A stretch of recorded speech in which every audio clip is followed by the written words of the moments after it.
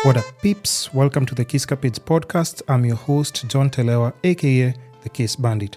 And in this show, we explore the key elements that shape our fulfilling existence, from health and well-being to financial success, meaningful relationships, and the pursuit of happiness. We cover it all. Our guests include experts, professionals, and everyday individuals who have remarkable stories to tell. Tune in to learn practical tips, gain valuable insights, and discover strategies for personal growth and transformation. Whether you're seeking to improve your health, build your wealth, enhance relationships, or find lasting happiness, we got you covered. Welcome to today's episode.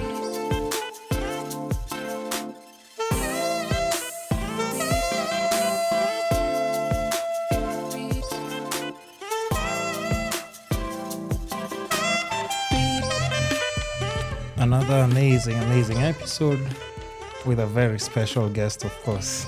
Thank you. We finally made it happen. Of course, after a few attempts of communication here and there, I almost thought you were bailing out on me, but What? No. Just say, I thought. Why? The thought crossed my mind, kiddo. It's like, how much she's not going to show up? Why? And, I don't know. At times I do. Ama? Yeah, no. Remember when you said, like, Ama, we push it to tomorrow.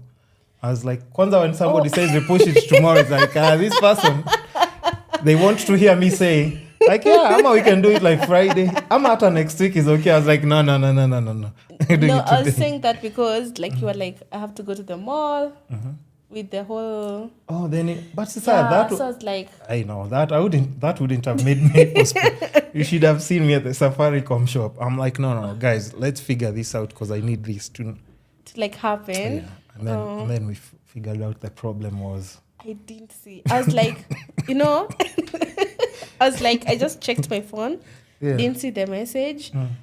And like, because when you sent, and I was like, let me check. I didn't see them because my phone was on Do Not Disturb. Didn't see the M-Pesa message. So I just automatically assumed like it has not come. I didn't check to see that you have done like the circling. I didn't see that it's like the wrong number. I'm sorry about that. No, it's all good. Okay, but before we start off the podcast, just tell the people your name and what you do for those people who don't know you, and then we can start off the episode. Okay, so hi guys. My name is Serah Waruguru. I'm a content creator. I'm a vlogger. I do lifestyle content. I do makeup, fashion. I'm also a makeup artist, a professional makeup artist, but self-taught. And I also sell wigs, makeup products, skincare, and such stuff. Yeah. Nice. That's a good intro. Have you mentioned YouTuber? Yeah. I said I'm a vlogger. Oh, okay. So on YouTube.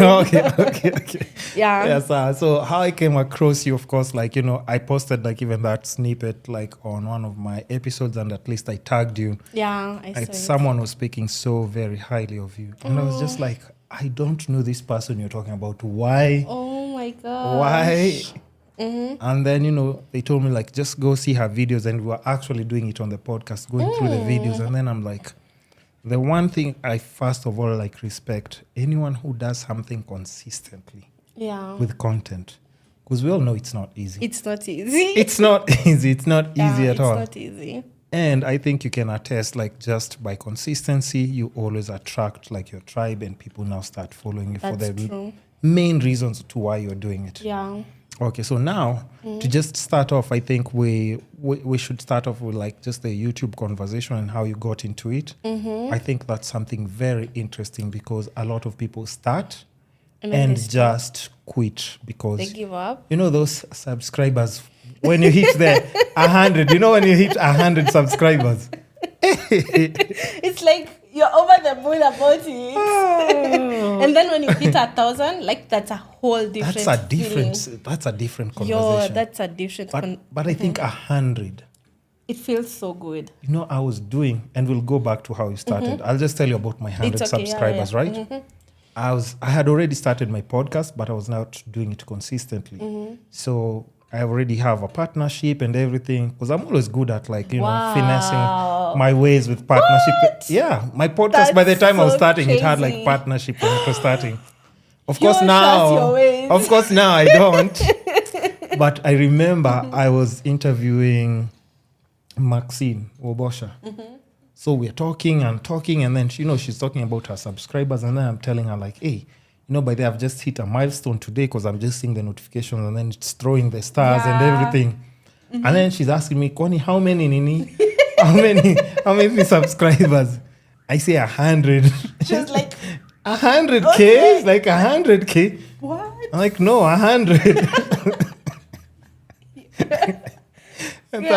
Thank God she didn't say, what the hell am I doing like, here by the way? Celebrating that? Yeah. But funny enough, like, for somebody like her, a YouTuber, and she was just like, hey, by the way, trust me, I remember when I hit my 100. It feels so good. How it was so important to me and how she consistently just grew herself. Yeah. But I don't think she's doing YouTube as much anymore. Do you know her? Yeah, I do. I do know her. Is she in your radar when it comes to content? Maybe people who influenced you before you started like your journey. Funny thing, when I started, I used to watch a lot of like, back in the day when it was just like YouTube was being run by... No, it's okay. Relax. Just I'll just pull it to you. I want you to relax so that when you're talking, there's non-stop. Okay. Back in the day when, before I started, I used to like watch a lot of makeup videos. Like, I loved makeup. I've always loved makeup. So back in the day, like, YouTube was just run by beauty gurus. I remember that time, like, mostly it was like US beauty gurus. And then in Kenya, I think it was just Joanna. And Joanna like Kiluthia. Maxine and Nancy Moying. Yeah, the OGs, by the way. Yeah. I don't know why. Like, I feel like maybe when it gets to a certain point, like, people, like, slow down. I think because, life changes and stuff. Yeah, but to answer your question, I've not seen like her videos in like so long. I don't think she posts anymore. But I think about the people that you used to watch, and I think that's a question I asked even Kim. It's like, and even I'll throw it your way because YouTube has changed in so many different eras. There was a vlogging era, and then people went through something different. I don't even know where people are right now, but funny enough, it's like... They should tell us. They should, because you might not know what they're doing, because they're still doing things now, but I think they ventured more into business. But one thing Maxine was telling me is like, okay, YouTube is good, she's gotten her numbers, she's getting views, but she said like she did not wait for her money to come from YouTube. So she was like, I needed to do something else on the side, to branch out, do something that will sustain me. Yeah, and I think at the time she was dating someone who was like, very supportive with content. That's always, like me, I'm always saying like, if I get like a girlfriend who can edit, you would be so happy. I'm taking her on holiday every month. Every month. Maybe I'm scared to applications. Know how to edit and they're like sending applications. But so now even for you, how did you find like your lane? Okay, you're starting off. Yes, you've seen other people doing it. Okay. And maybe like even like what Nani was telling me now, like you started off with like minimum resources, but you just started. I don't even think I had resources. Really? Like apart from my phone. Let's talk about it. Okay, so how did you start and what equipment did you start with? Like just start ka intro. Okay, so I had wanted to start YouTube for like the longest time. When I finished high school in 2015, in 2016, I was like working, like just small, like hizo zaku, you're employed. I was working in a boutique, and then I got, I applied for campus when I was in high school, and I got called to KU. When I got called to KU, I have an allergy. I'm allergic to any medicine that has sulfur and penicillin. I know this is a backstory to how this came. Listen, we have time. Okay. Until the memory card starts blinking as a content creator, trust me, we're good. Okay.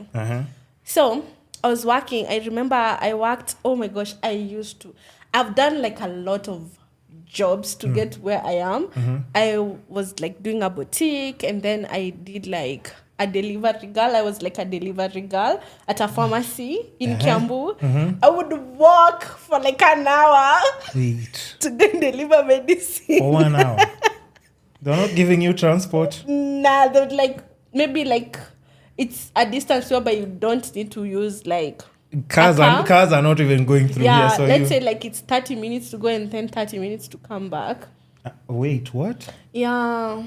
So walking 30? Yeah. I remember there was like some chemist like I had to take medicine to. I was working at a pharmacy that does wholesale medicine like Diani. So I was the cleaner and like the delivery like person. So first of all, finish cleaning before you start the delivery. And you had to get to work by like 6:30, 6:45. You have to be there. I did quit after like 2 weeks or like 3 weeks. I was like, I can't do it. But you're like, Yeah. So did you even wait for payment? They used to pay weekly. Weekly. So I got paid like, they paid. Okay, my mom. This is a whole thing. My mom has always been like a hustler, like hustler. Yeah. So she used to be a house help for this particular family. They own the pharmacy. So I used to get paid. Was it like 1,000 bob per day? I know that's a lot for that time. That's good. It was really good. No, even now it's good. It's good, right? I think it was that kind of 1,000 bob or 800 or 700 something. Yeah. It was like kind of like it's kind of good money for where I come from. Yeah, and you can do things for yourself. Right. That's the most important part. Yeah. That's the most important part. Yeah. So like I got that job because my mom was like working for them, like she was like their house help. So I worked for like 3 weeks and like we got into a whole thing with the not the owner, like the manager, supervisor or something. Yeah, the supervisor, because he was like, you got late by like that day. I remember I arrived like at around 7:15, and like you're supposed to be there by 6:45, latest 7, because by 7 you're supposed to have started cleaning. Yeah. And I was like just there with. So I got late with like 10 minutes, and he was like, "No, go back home." Yeah. And I was like, what? I got so angry and called my mom and told her, you just tell your boss I'm not going back to that job. I was just like, I know I'm going to seem ungrateful considering where we come from. Yeah. But I was just like, I can't do it. That man who was in charge, he was like, the supervisor, he was like, just too much. But you know, even before you continue with your story, the thing is like... I used to think people were just mean in business and biasharas and nini for no reason. But now being like an entrepreneur and everything, I've come to understand why some people think they have to act that way. For me, I won't be a bad boss. No. For me, I won't be a bad boss, but I'll give you like ground rules. Like, okay, don't come past this time, but I'm not going to like argue with you back and forth. No. And if let's say, have you employed people to do anything for you before? And they disappointed you? Yeah, okay, I wouldn't say like per se, maybe like general stuff like cleaning and stuff. Yeah. And they have disappointed me, and then I'll just be like, yeah, I won't work with you again. Yeah, exactly. So at times, you know, when that person is doing that, at times it's not. No, let me tell you, at times when they're doing that to you, see at it's because it's you. No. They've dealt with 20 more people who like disappointed. So now they have like those ones of like, just if you're not coming at this time, just like even forget that. Have you gone to industrial area to see how guys work? They're supervised. Like you're doing something is breathing so behind you.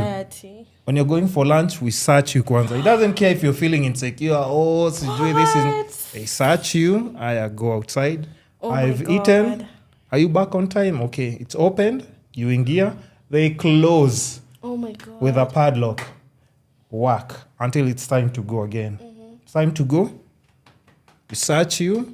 It doesn't matter whether every single day you go out, and that's the routine every single day.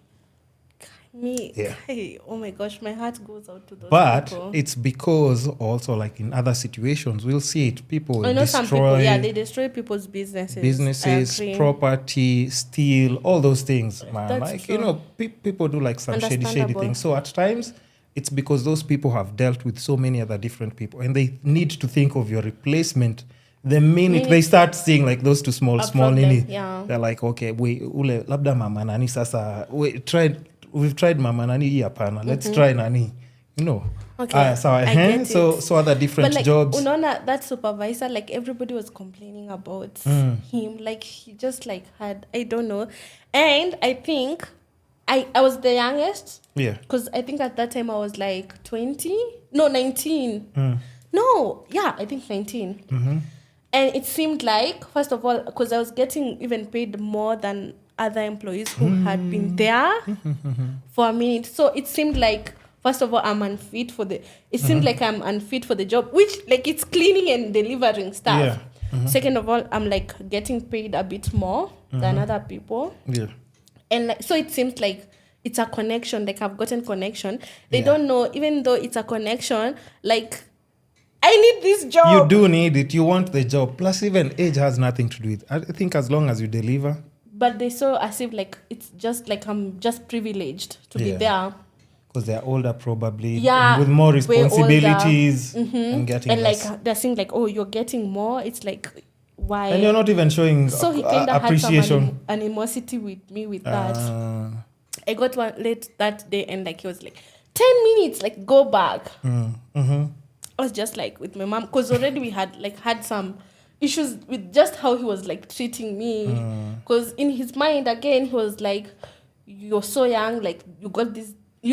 To him, I think he thought I didn't earn it. No, I understand because I've also been in those situations. Yeah, and I got so mad because he was just so mean to me. Even right now I can't remember. So I just called my mom and I was like, I know you work for these people, and like I know we are poor, but like I'm not. I don't want to disappoint. I am sorry to disappoint you, but let me. Yeah, I'm not doing it. So I also used to do like, you see catering jobs? Yeah. The people who go to peel potatoes. Yeah. And It's Jobo. And like wash It's dishes. Jobo. It's Jobo. It's Jobo. Listen, let me tell you something. That's why like I appreciate people who share their stories because. There are other people who don't understand that, they are watching, maybe even like now, maybe somebody who subscribes this year to your podcast. To your YouTube. Yeah. They're seeing you already going on vacation. They don't know about those stories. They don't know. They don't know about those stories. They don't know the trenches. They don't know that you actually have to do all these things so that even now when you're doing something and you get a reward, you appreciate it differently. So much. But if you got all like those thousands of subscribers, maybe at the same time you finished school, you wouldn't appreciate like your journey. You wouldn't. You wouldn't. And I can assure you there's some people even who open up like their channels and maybe because they do 1 or 2 videos they blow up, they get crazy subscribers. But then after like 6-7 months, they realize, it's not for me. Yeah, this is not for me. And then their subscribers are there hanging. But you're like, Mazis, you just upload anything. Nothing. Yeah. So you appreciate your journey slightly differently when you're going through things. Yeah, I actually think like the journey is always so much better than feels better when more fulfilling. It's not about the destination. Yeah, exactly. The destination is not that because you're already there. You've arrived. Exactly. You've so arrived. It's like okay. Yeah. And then what else? Because most of the time when you get to a destination, like you then start another journey. Yeah. So I feel like it's much better to enjoy the journey I'm than always telling the reward. People, I remember like now, crazy enough, like when I used to want a car, I really wanted a car. But I was just sitting down, but I'm just like, Panda Bodagaya, you've angukad with him, uko sijui wapi. I'm like, I'm going to client. I'm at times, Yani. They just stress you. You're thinking, of like, what if I fall trying to go and do this job in Andudhi, all those things. But then when I got like the first car, I was like, hey, okay, this is different. And then I started missing my tattoos.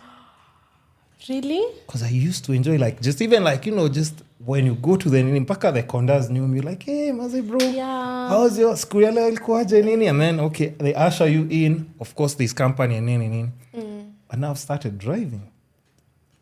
And then you're like, okay, here's the car. Yes, it does serve me what I wanted. But you're alone in the car, yeah. But yeah, even like when it's convenient, of course, but it's a whole different adjustment that you need to make for yourself. Of course, you'll appreciate it because it's completely different. Because remember, I don't know who that lady is who said, Ati, who uses matatus? That lady by the first of all, she's so disrespectful. No. She's so disrespectful. Because she's made everyone now start like thinking that I shouldn't be in a matatu. I know, every time like I even think like I'm talking either about matatus, I'm in one or something. I have that audio in my head. Like, who uses?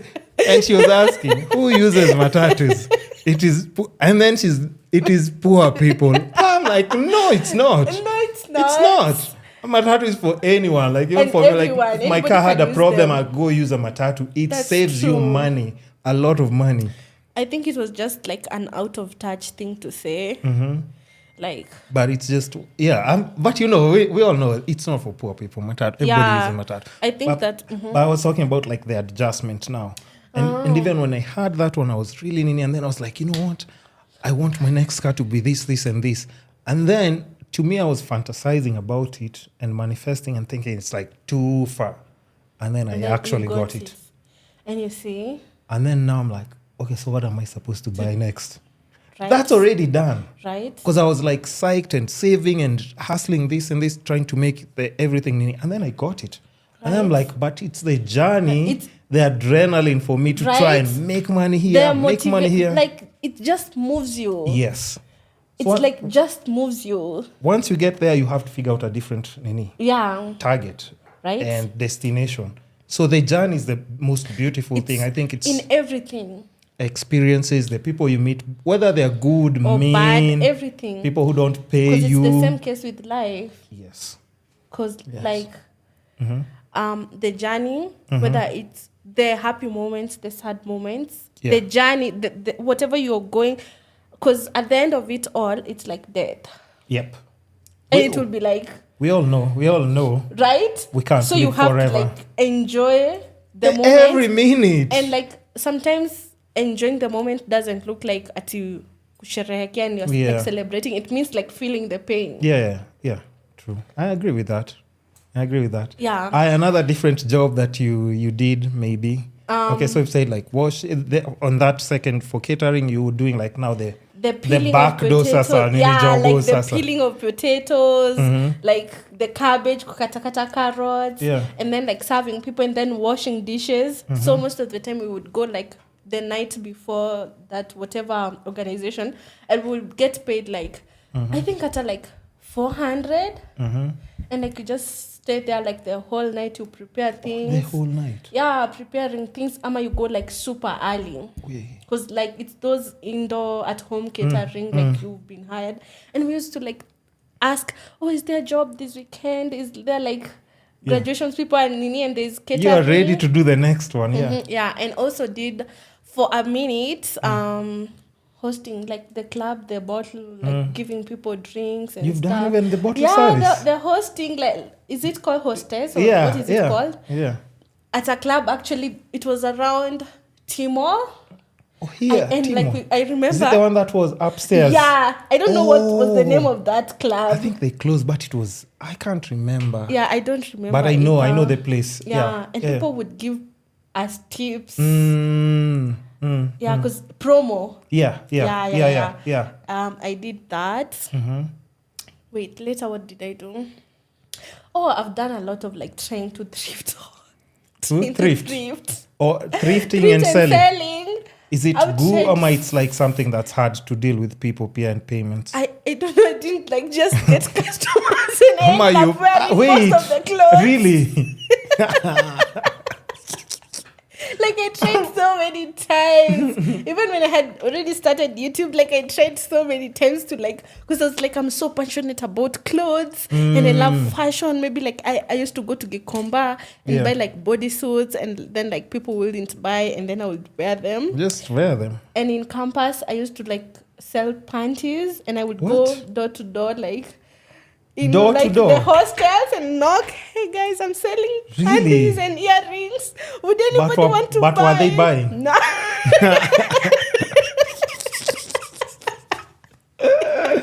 Oh, then you're just a bad salesperson. Come on. You're just a bad salesperson. Honestly. Yeah. Because I think like one thing that has made me like even put me in position is like I know how to talk somebody into buying something. Oh, Imagine, Because I would tell you, like, listen, like, you know, if I'm selling you, like, that soda, I'd be like, hey, listen, I'll sell you these 2 sodas for the price of 1. So meaning I'll just give you 1 for free. Today I'm going on a loss. But introduce me to, like, your friends. Come on. I'll be giving you this. So I'm always, like, just figuring out, like, it, and it's easy to make people just buy things, by the way, if you have, like, a specific strategy. This person, if, like, they're buying anything, like, it would be like, because I even used to sell, like, electronics. From iPhone cables, MacBook chargers, I did all those things. And I'll tell you, like, if this cable is spoiled by the end of the year, before the end of the year, I'll just give you another one, new. Wow. So already in the back of my head, I know this person's gonna spoil the cable anyway. I didn't have those, like, skills, because I would just be like, no, I'm selling, anybody would like and they would be like, let me see, and then they would check and be like, no, but I don't have money today. I'd be like, okay. No, that's why you're supposed to give 1 person for free. By the way, you give it for free. I did. Even like 5, you can even give out free, for 5 ones for free. I can promise you, those same people will call you for something. Wow, I didn't think of that. Because they feel now like they're tied to, they're like, what? She just gave them for free. Okay, like, they feel like, we have, like... We owe her a favor. Yeah. We owe her a favor. Okay. So they'll always call for something else. Wow, I didn't think of even that. if it's no panties, they'll say, can you get us socks? Can we get scarves? And then now when you're going to the market, you're going with the main reason of shopping for scarves, socks, or whatever, anything else. Okay, I guess maybe that just wasn't... It wasn't for you. It just wasn't for you. But that's how you know it's not for you. That's how you know it's not for when you. you go through it. Yeah. So now you're balancing all these 2 different jobs, and then how do you end up, like, now on? Now, I was actually about to tell you how I got invested in YouTube. So I told you I'm allergic to... I'm sorry, I have ADHD, so my brain kind of, like, shifts from one topic to another, and then another. But that's why I'm here. I have to keep track, and then I'll throw you back and forth. Like, we divert kidogo, and then I'll just be taking you back to something else. Okay. So I'm allergic to any medicine that has sulfur or penicillin. So when I was working in a boutique in 2016. Like, because of sharing, like, the washroom and stuff, I got an UTI. I went to the hospital and I got, like, I think some antibiotics that had sulfur or penicillin, one of those 2. And, like, I got, like, my whole body, like, right now you can't see because, like, they're disappearing, but you can kind of see, like, I have, like, marks. No, they used to be worse. Subtle, though. Yeah, they used to be worse. They used to be, like, black, dark, like, because of the medicine. Like, my your whole body. Yeah. And I was about to join campus. Na vile nilikuwa nimejiambia, wait, when I join this campus, you're gonna know me. I'm gonna be killing, slaying all these clothes. And then because I was joining in September, I think, was it August? August. Yeah. I got the freaking allergy, like, all over my body, all over, including, like, this part of my forehead, this part of my cheeks, my neck, like, everywhere, like, my back and my hands were, like, the worst. So you just walk, everybody's just saying, what's wrong? What's wrong with you? What happened? I shed so much. I remember even when we were going for the intake, I was with my mom and we were standing in, like, these long lines, and, like, I would sit down or, like, stand, and, like, I would have, like, skin shed all over, like, wait, all your skin is shedding? Yeah, falling on, like, my clothes. What? And I used to cover myself. I would wear a hat and do braids that cover here, and, like, I would do a hat, and like, I'm covered, like, everywhere, turtlenecks, trousers. Like, I used to make sure that I'm covered, and this, like, broke me because I'm such a fashion girly. Like, I love clothes. So now you can't wear anything you want. I felt like, oh my gosh. Actually, I didn't go to campus, like, for, like, 2 years back to back.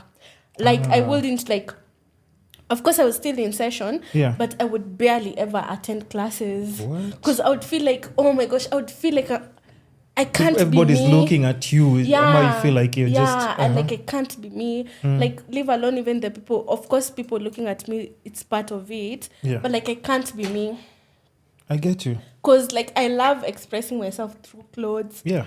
Through, like, if you're fashion. A fashion person, exactly. That's you. And no, I can't because I'm feeling like, I have marks everywhere. Yeah. Sorry. Takatapo. No.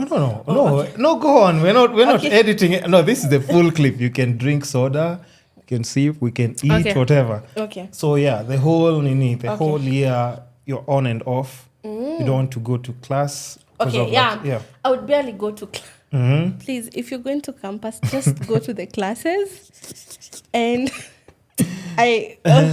because that kind of got me into some sort of trouble later. That's another story for another day. With So during exams that or something? Yeah, because I used to miss like even Did exams. you pass?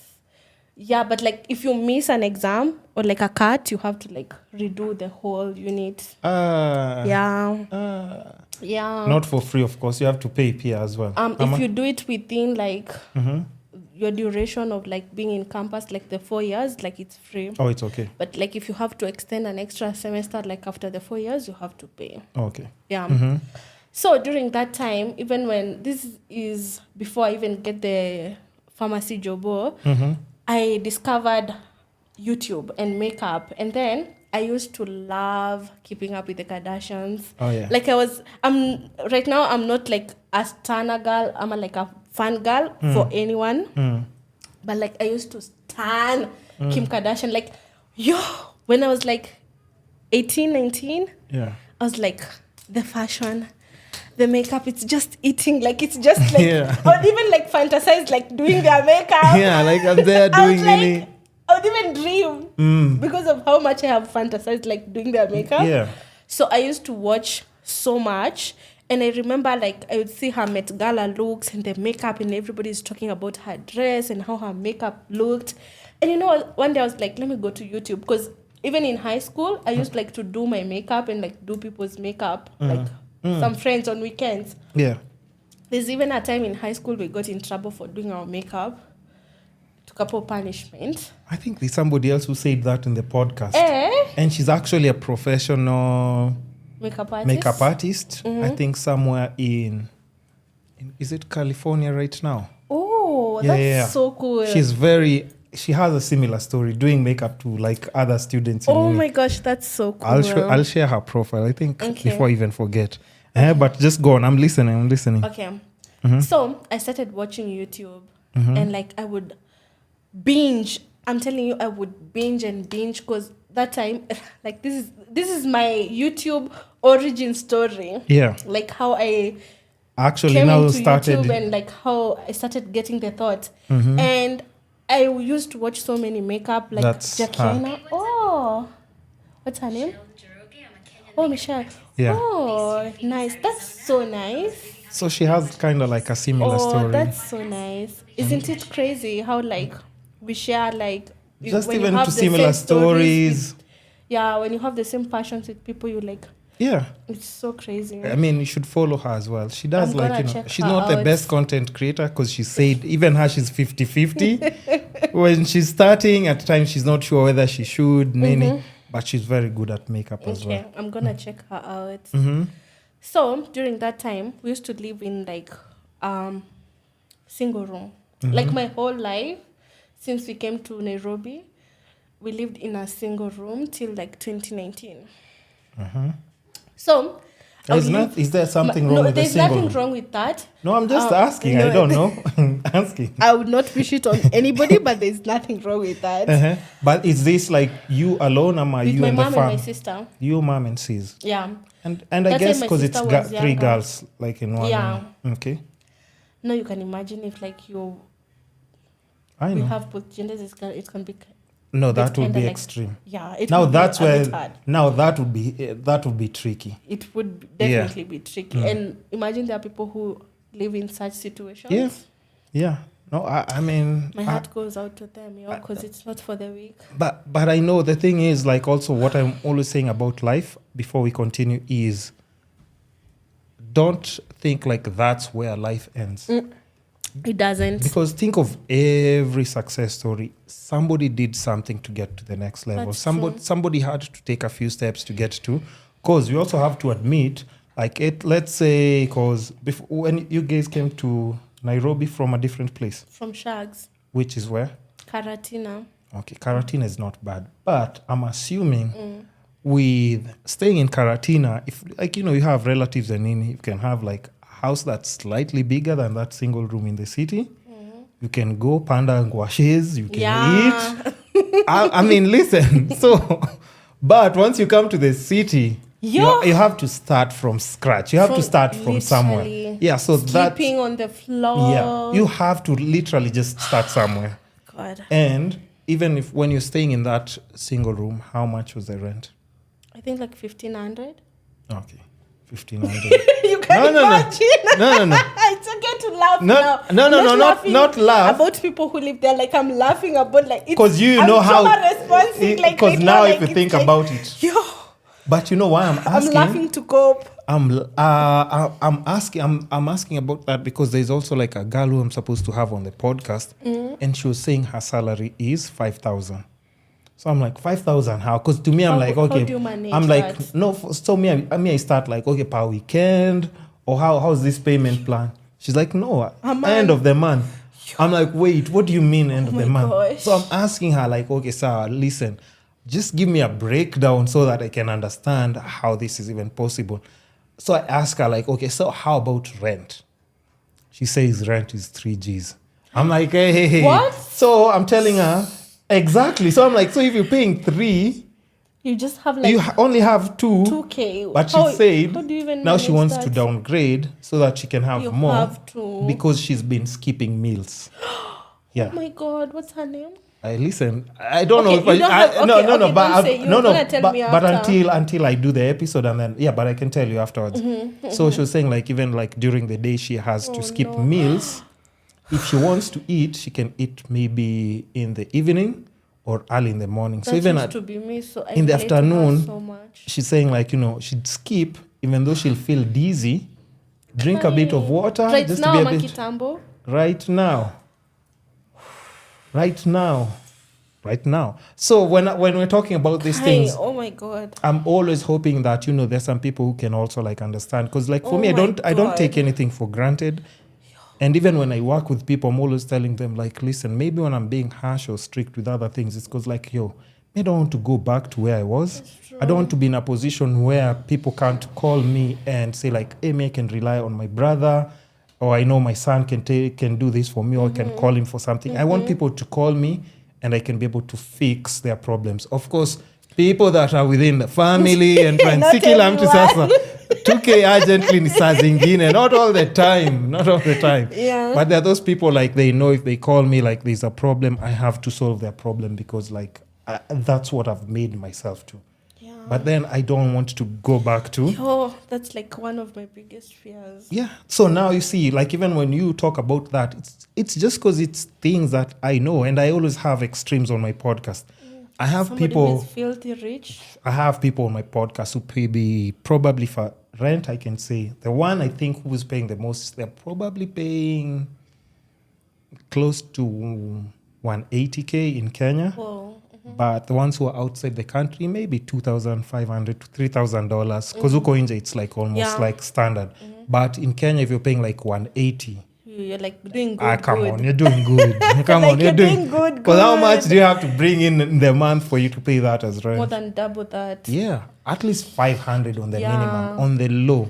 Yeah. And 500 that you are sure of. Because hata ukifutwa a job or you lose your source of income, you'll still be able to sustain yourself. So let's get back to now your mom and your sis are living in this single room, surviving because you've moved from Karachi. So this is years later. That whole time we've been living, when I was in primary school, we used to live in single rooms all the way. I've even finished high school. I've joined campus. We're still living in... So it's just something you're used to here. Because you're just it is what it is. Man, what am I going to do? Yeah. So I used to let my mom and my sister sleep because we are sharing a bed. And they would sleep on one. I'm going to cry. No, listen. It's okay to reminisce and look back at these things because... Now, when you're waking up and doing your content, you understand exactly why you're doing it and how it has brought you far. Because there's some people when you tell them like, hit that record button because it can change your life. Let's not forget. Do you remember Aziad's video that went viral? Look at her now. I know, it's so crazy. When Elsa was eating crepes in her bed. Who was even going to talk to her? Eating crepes and her hair looking crazy. But look at her now. I know. When the one thing about social media and even people who know me from where I was doing my thing and everything, it's because I'm in this position just because of content, nothing else.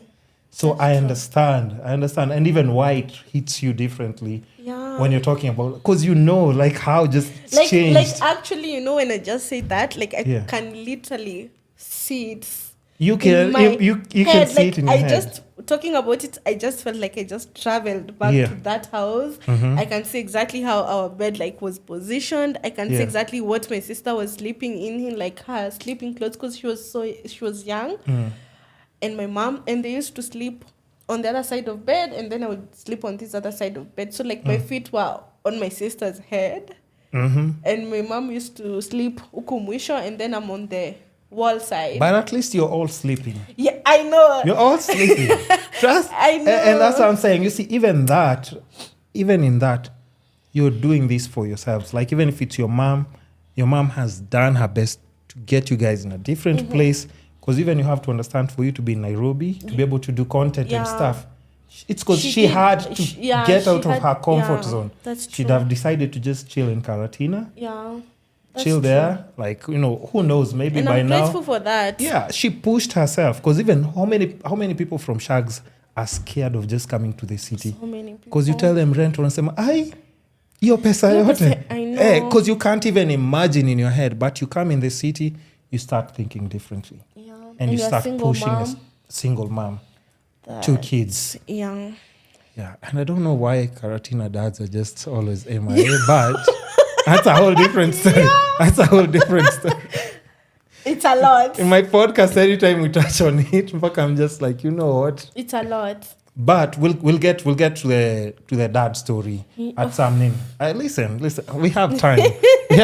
Let me see this memory We've been card. talking for how long? For like 47 minutes. We haven't even started. No, but it's a backstory to everything. Because like we said, it's about the journey. Yeah. And then we're at the destination. Like, where are we removing this to sweetness? Kidogo za the conversation. So you, mom, and says... Yeah, I would let them sleep. Most of the time I used to get... I think that's why until now, I sleep quite late. So I used to get in bed at around 5:30. So the whole night, because I wanted my mom and my sister to be able to sleep comfortably. To rest because the bed was 3-6. It's not even a 4x6 or 6x3, right? Yeah, 6x3. So that's it's small. It's and this Pia, big. if it's 2 people, you have to balance. Right? If you get too comfortable, you roll wanguke chini, My mom alikuwa said ningeanguka, so she was strategic with how she was Yeah, you have to sleep. I've slept in a 6x3, so I know. It's small. Yeah, it's small. You can imagine. And as I've done it as a grown up, and I remember Kwanzaa, this girl, people you're dating, and then they're like, so you get a bigger bed. A bigger bed, ikwe kwa room gani, a bigger bed, and then itakuwa na space where is the space? You would get space to walk. To walk, stretch, do anything else. I'm like, chill, relax. This is what's there, Sahi. I'm telling you appreciate things differently. That's true. When you go through some stuff, you look at life completely differently. And people see your motivation when you wake up in the morning, you have more reasons to grind. Yeah. And not disappoint, not other people, but yourself. Myself. Yeah. You don't want to disappoint yourself. You already know. That's true. So that whole time, the YouTube videos would keep me awake. They would keep me company. I would feel so good. I would watch Kim Kardashian inspired makeup. I don't know who is inspired makeup. I would watch makeup video after makeup video after makeup, and I would not get bored. Yeah. At all. And then that was in 2017. I was like, you know what? I actually want to be a makeup artist. I went to Dubois, bought makeup, practiced. I always tell people, if you want to learn something and if you want to really get good at it, you have to keep practicing. Yeah. You have, you can't get good at something if you don't keep doing it. consistency too. It will just teach you so many different things. Exactly. So I used to do it and do it. And then I was like, I'm going to start like putting myself out there as a makeup artist. Like I have some Du Bois makeup. Yeah. And so in 2018, after like a whole year of practicing how to do makeup and watching so many videos, I was like, in 2018, I did a shoot and was like, now this is going to be my makeup artist shoot. Yeah. Introducing myself to the world. I feel like it's good to have like good delusion. Yeah. Like something that's fair. Yeah, like be delusional about yourself, but like in a positive way. Because at the end of the day, you still have to dream about something so that you can chase it. Exactly. Because if you don't have those dreams again, then now you're just, You're just there. You're just there. So I understand. Exactly. So that I did makeup in 2018, 2019. I really enjoyed that. I really enjoyed 2020. And like that whole time when I decided I want to start being a makeup artist, I would always be like, I'm going to start my YouTube channel. I'm going to like do makeup like Jackie Aina, like makeup by Shayla, like Lola Lee. Like so there are lots. At this time, are you doing it for people? The makeup? Because when you're saying like you're doing makeup. Doing makeup on people. You're doing it on people. Yeah. So to functions or to functions, ka wedding, hapa pale, like talk on a photo shoot. Some would even call me like for weddings, such stuff, photo shoots, kila kitu. And like I used to enjoy it. Like oh my gosh, I thrived doing makeup. Plus it's a chance for you to network, much. New environment. Right. You're always going in a new space. Kanza, let me tell you, like doing people's makeup like opened my mind so much, especially like in 2020 and I think 2021, because I got to do people's makeup who are from like a completely different reality from the life that I'm living. Yeah. I would go to like Kileleshwa and I'm doing somebody's, and I would walk in that house and I would just like what? I would vision myself like I would be like, yo.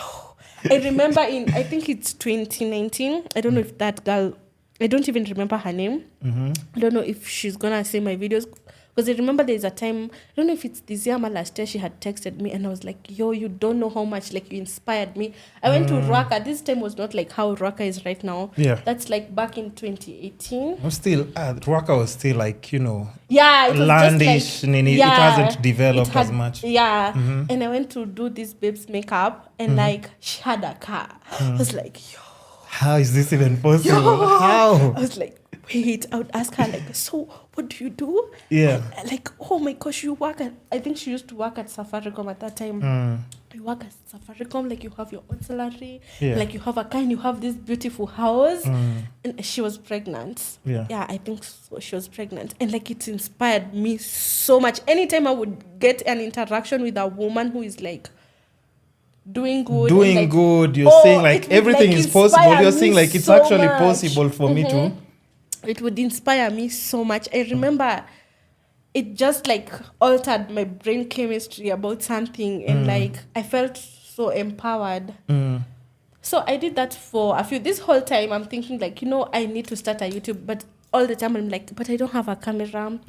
I don't know what. The lighting. My background is not good. So I remember there's a video I shot. Like when you scroll back on my Instagram in 2018, that was my first piece of content. Yeah. I did like a makeup video. And like in that single room. And I was trying to make sure that it's just my face you're seeing. Don't see the background because you will see the kitchen table, you will see the bed, you'll see the whole house. The table, you'll see the whole house. Yeah. Like you're gonna see everything. Yeah. So I was this close to the camera in front of a window. I was just see my face and what I'm doing. Yeah. And I was like, I'm gonna start YouTube. Until now, right before COVID hit, I was like, you know what, I'm gonna do my first YouTube video. Yeah. I had this friend, I just borrowed a camera because I was somebody who generally I like photos. Like I just like it's art space content, videos, I like pictures. Creating, I like taking photos, I like doing videos and all that. So I borrowed a camera, shot my first video. So at that time, I was like, my whole channel is gonna be like about makeup and like fashion. And actually, if you go back to my first videos, you'll see, like very sit down and like we need videos. This time we had moved to our 1 bedroom. That's blessings. That's another different story. Like for the first time, I'm in a house where I know where like I don't need to share a bathroom. That was like, or like you have now your own, like, because of course the other one it's like for the plot, right? Let me tell you, you have to like share a toilet, a bathroom, and then you can catch anything first of all. And then my sister was young, and I would imagine like my sister going to those bathrooms, and she's like small. And like it's a pit. She has to balance like this first of all. You have to be like a staff. You'll die. You can die. You can die going to the bathroom or the toilet. Yeah, I know. I know. And now we were in a house where like we have our own. That thing used to make me feel so happy. Yeah. You would think like we have built like a mansion. Like it used to make me. It's a big difference because now from shags and then the city and then you upgrade it. That's different. It was like crazy. That time I was sharing like a bedroom with my mom and my sister. All those videos are on my channel. So I borrowed a camera. That time I was dating like somebody who was doing editing stuff. But like they didn't edit for me. I had to learn. You don't even know what I was about to say. But like, hey, but they didn't edit for me. I thought you were going to say like that thing when you date somebody who edits. Of course. Nah. Of course. It would be a plus, but it's not a bad thing if your partner knows how to, because they can teach you also. Yeah. You can learn 1 or 2 things from them. So yeah. I think like I tried to ask them to edit a video for me, and like they were like, no, you're just too much pressure. Like I can't be able to like edit when you're around. I'm like edit your stuff, like it's too much pressure. I was like, you know what? Bet. Yeah. Watch me go on YouTube. Kesha nakuja hapa when I know how to edit. Because the tutorials are there. The tutorials are there. Yeah. And I went on YouTube and I just learned how to cut, combine. Like that's all. And so I would shoot and go there and edit. Shoot, go there and edit. Now to the person's place, the person you're dating. Yeah, because like I don't have anything to edit on. Because now equipment. Yeah, you're shooting, but then you have but to. Like, and I don't have a phone, like you can't, because I was shooting with a camera that I had borrowed, and then when you were nachukua. Yeah, so now you definitely need to find out, you have the content, or where am I taking the content, how do I cut it? Exactly. So they took the camera later, so since day one, I've always edited like my stuff, like even, isn't it crazy that you can date somebody who knows how to do something and they won't like assist you with it? I can't do. Yeah. Because I know some of my friends and I'm just like, wait, your girlfriend does what? And she can't help you be better at doing this. Because me, if you come around me, I'll make sure for one. Right. You'll be able to take nice pictures, nice videos. Right. And because I'm good with finances, even if we break up, I'll teach them so that if you go, you're a different and better person. But that's just me. Maybe some other people would look at it differently. But I just don't understand people who are in situations where like your partner is not happy with you learning or just growing just, like, from their knowledge. They thought I was delusional. Come and on. like they would be like, unajua anaishi maisha ni kama kwa US. Like they would say it as if they're joking, but like they're being that's coming from somewhere. Yeah, exactly. Because all the time, like if I'm like I need to edit, I need to like if like I come up with an idea or like if I say something, uya na wachingi watu wa majuice haona.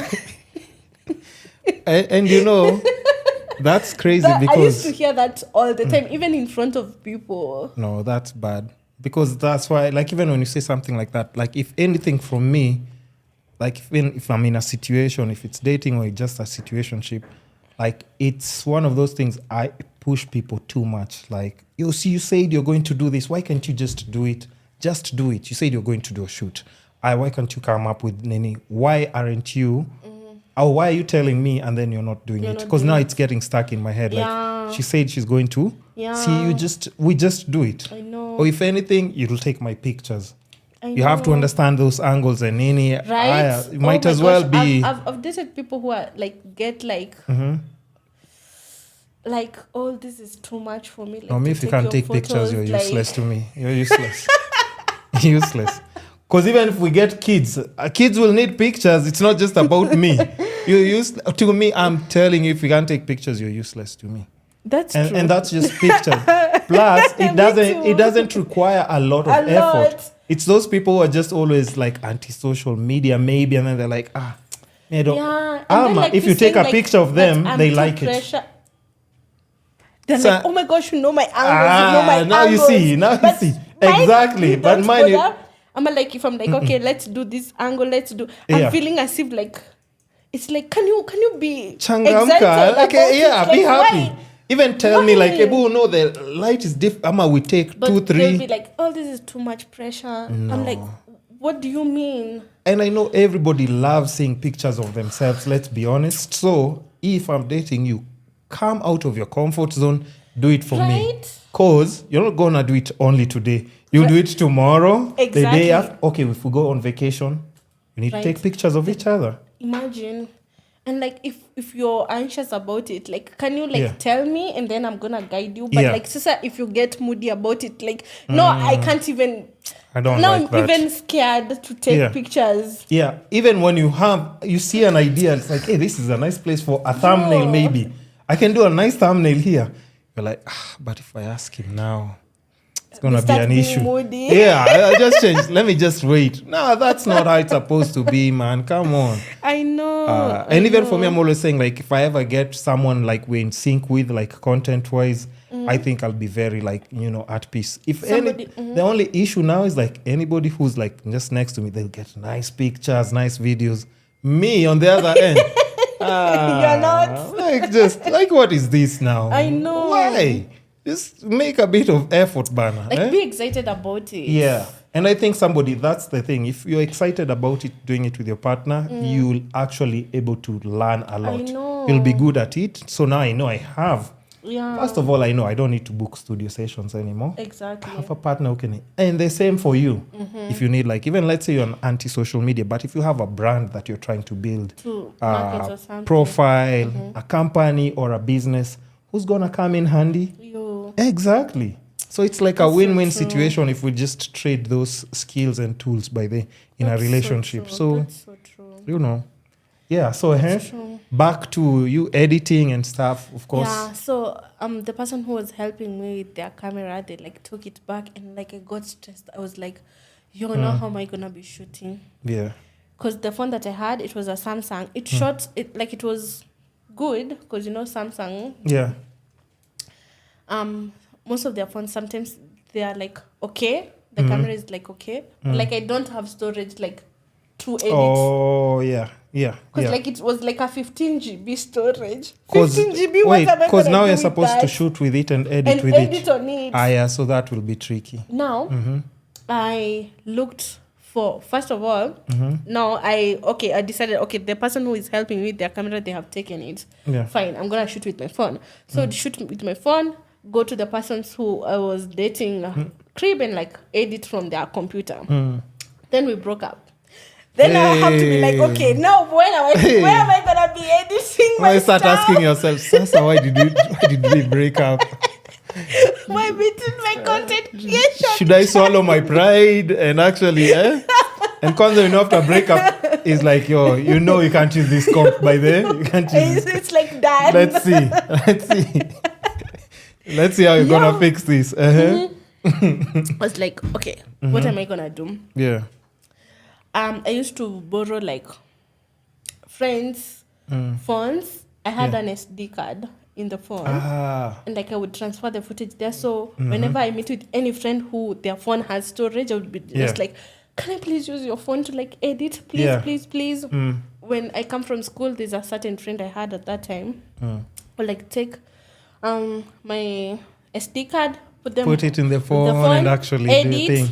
delete, take the final footage, send it, put it back to the SD card, take the SD card and put it on my phone, and then now upload. And I did that for a minute, and then it started not being, people are saying, no, my phone is full, my heart is full, I can't help you. No, like I'm at home, I don't have anywhere to edit. Like, you can imagine, if you need somebody to ask, you have to go to where they are, because obviously somebody is not going to come to where you are. Of course. So I don't know. Take their phone that they're supposed to be using, Pia. Imagine. I remember that time I was doing makeup and I had saved. Because I think because of how I grew up, I've always been a saver. Yeah. Because it matters. Yeah, it matters. It the does. Importance of actually. It does. So every time when I used to do makeup and I would get paid, I would save 50% and keep 50%. Because I used to go 50-50 on the house rent with my mom. At that time, when we moved from the single room to the one bedroom, because I'm the one who shifted us. You insisted, you're like, hey, Mazema. Was after now your clients have even pushed you, okay, you can actually, and you're getting ideas, Nini. Yeah, actually that time I've not even started YouTube when we were shifting. We shifted in 2019. I started in 2020. So I told my mom I had saved. I would save, I not even saved that much, but because the house, we started with rent 1,000 when we came, we went to 1,500, Kosa. We would barely not make it. I know. And then by the time we were shifting from single room, it was 3,500, the house. So the one bedroom we got was 8K.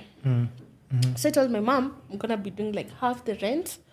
You're just going to add so at least the same way you do Nini, me I'll come up with the rest. Yeah, I'll come up with the rest. So I had saved. And I remember one thing about me, I've always been the type of person who, I guess again it's from where I've grown up in, I have to have several months of rent in advance.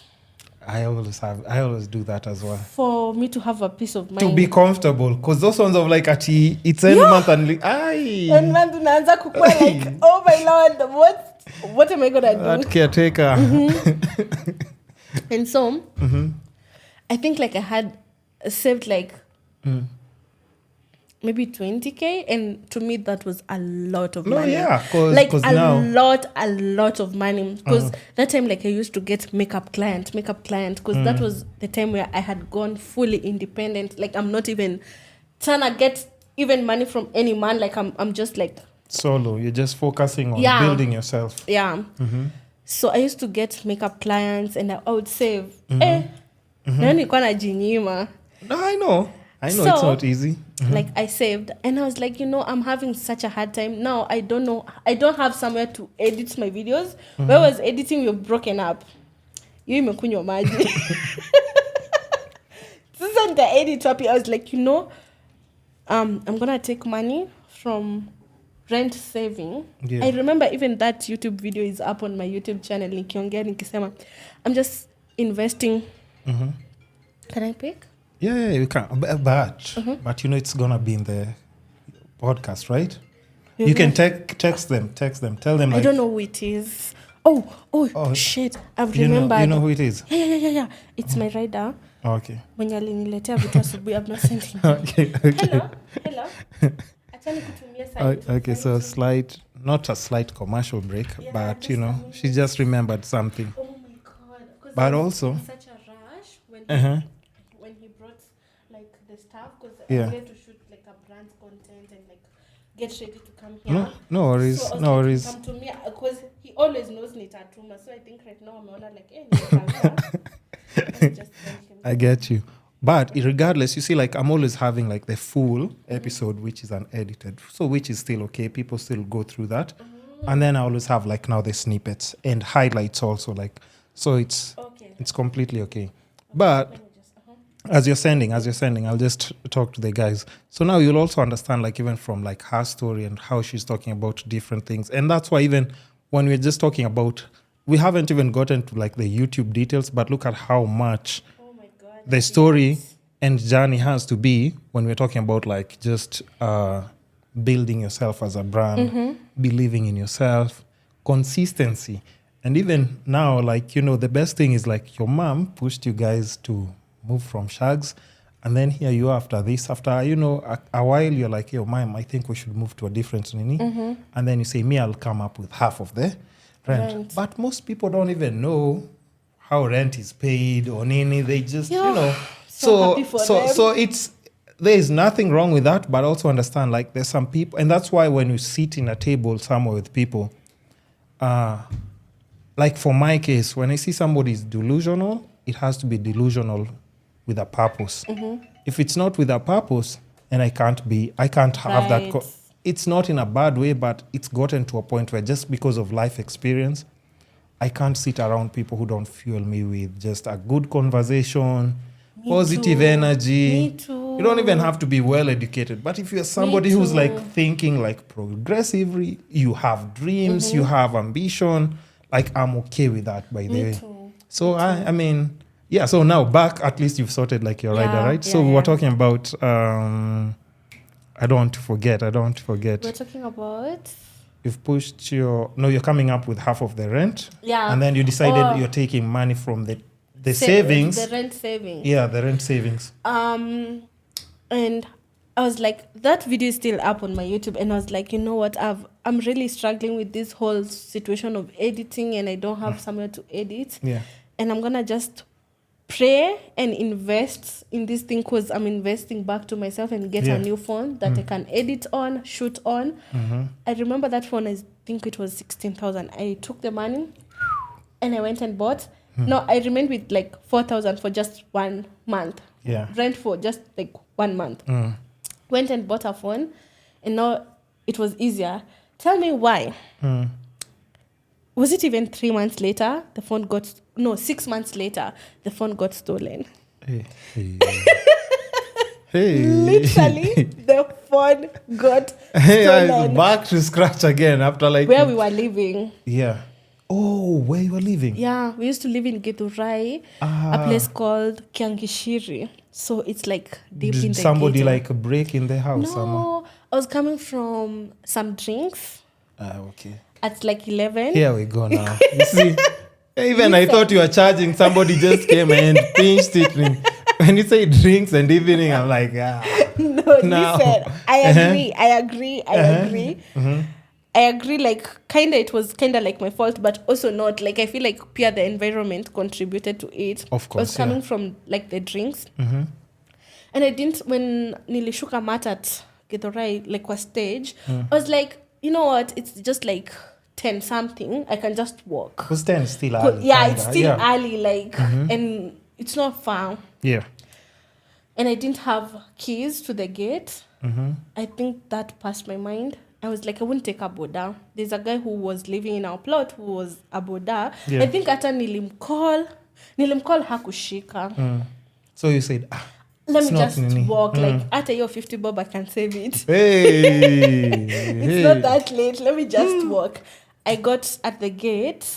It's locked. I don't have the keys. I'm trying to call my mom. My mom would not, like, call her and appear like shouting. Yeah. I was like trying to shout.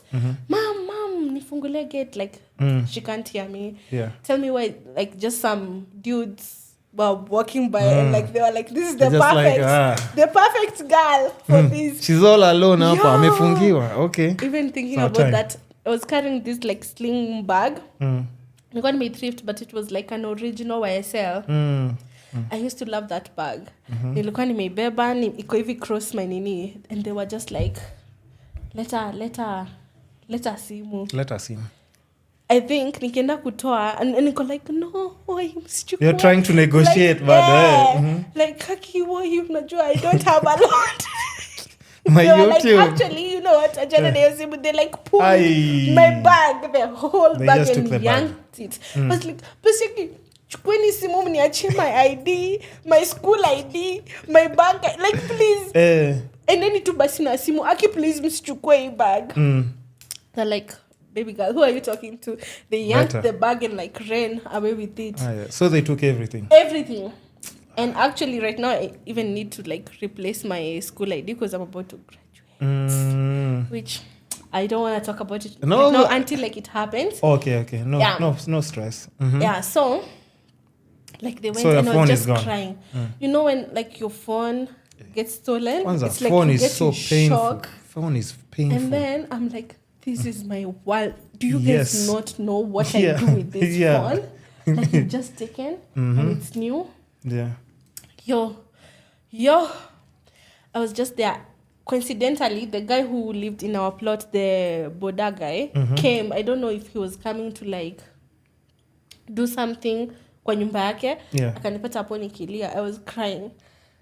He opened the gate for me. I entered. I told my mom and I was just like crying. So later, I think I had saved money. I don't remember the timelines. Maybe I have to go back to my YouTube. Should I drink your water? Yeah, you You can. okay with that? Because I can see you're clearly enjoying soda. Yeah. Only. Yeah.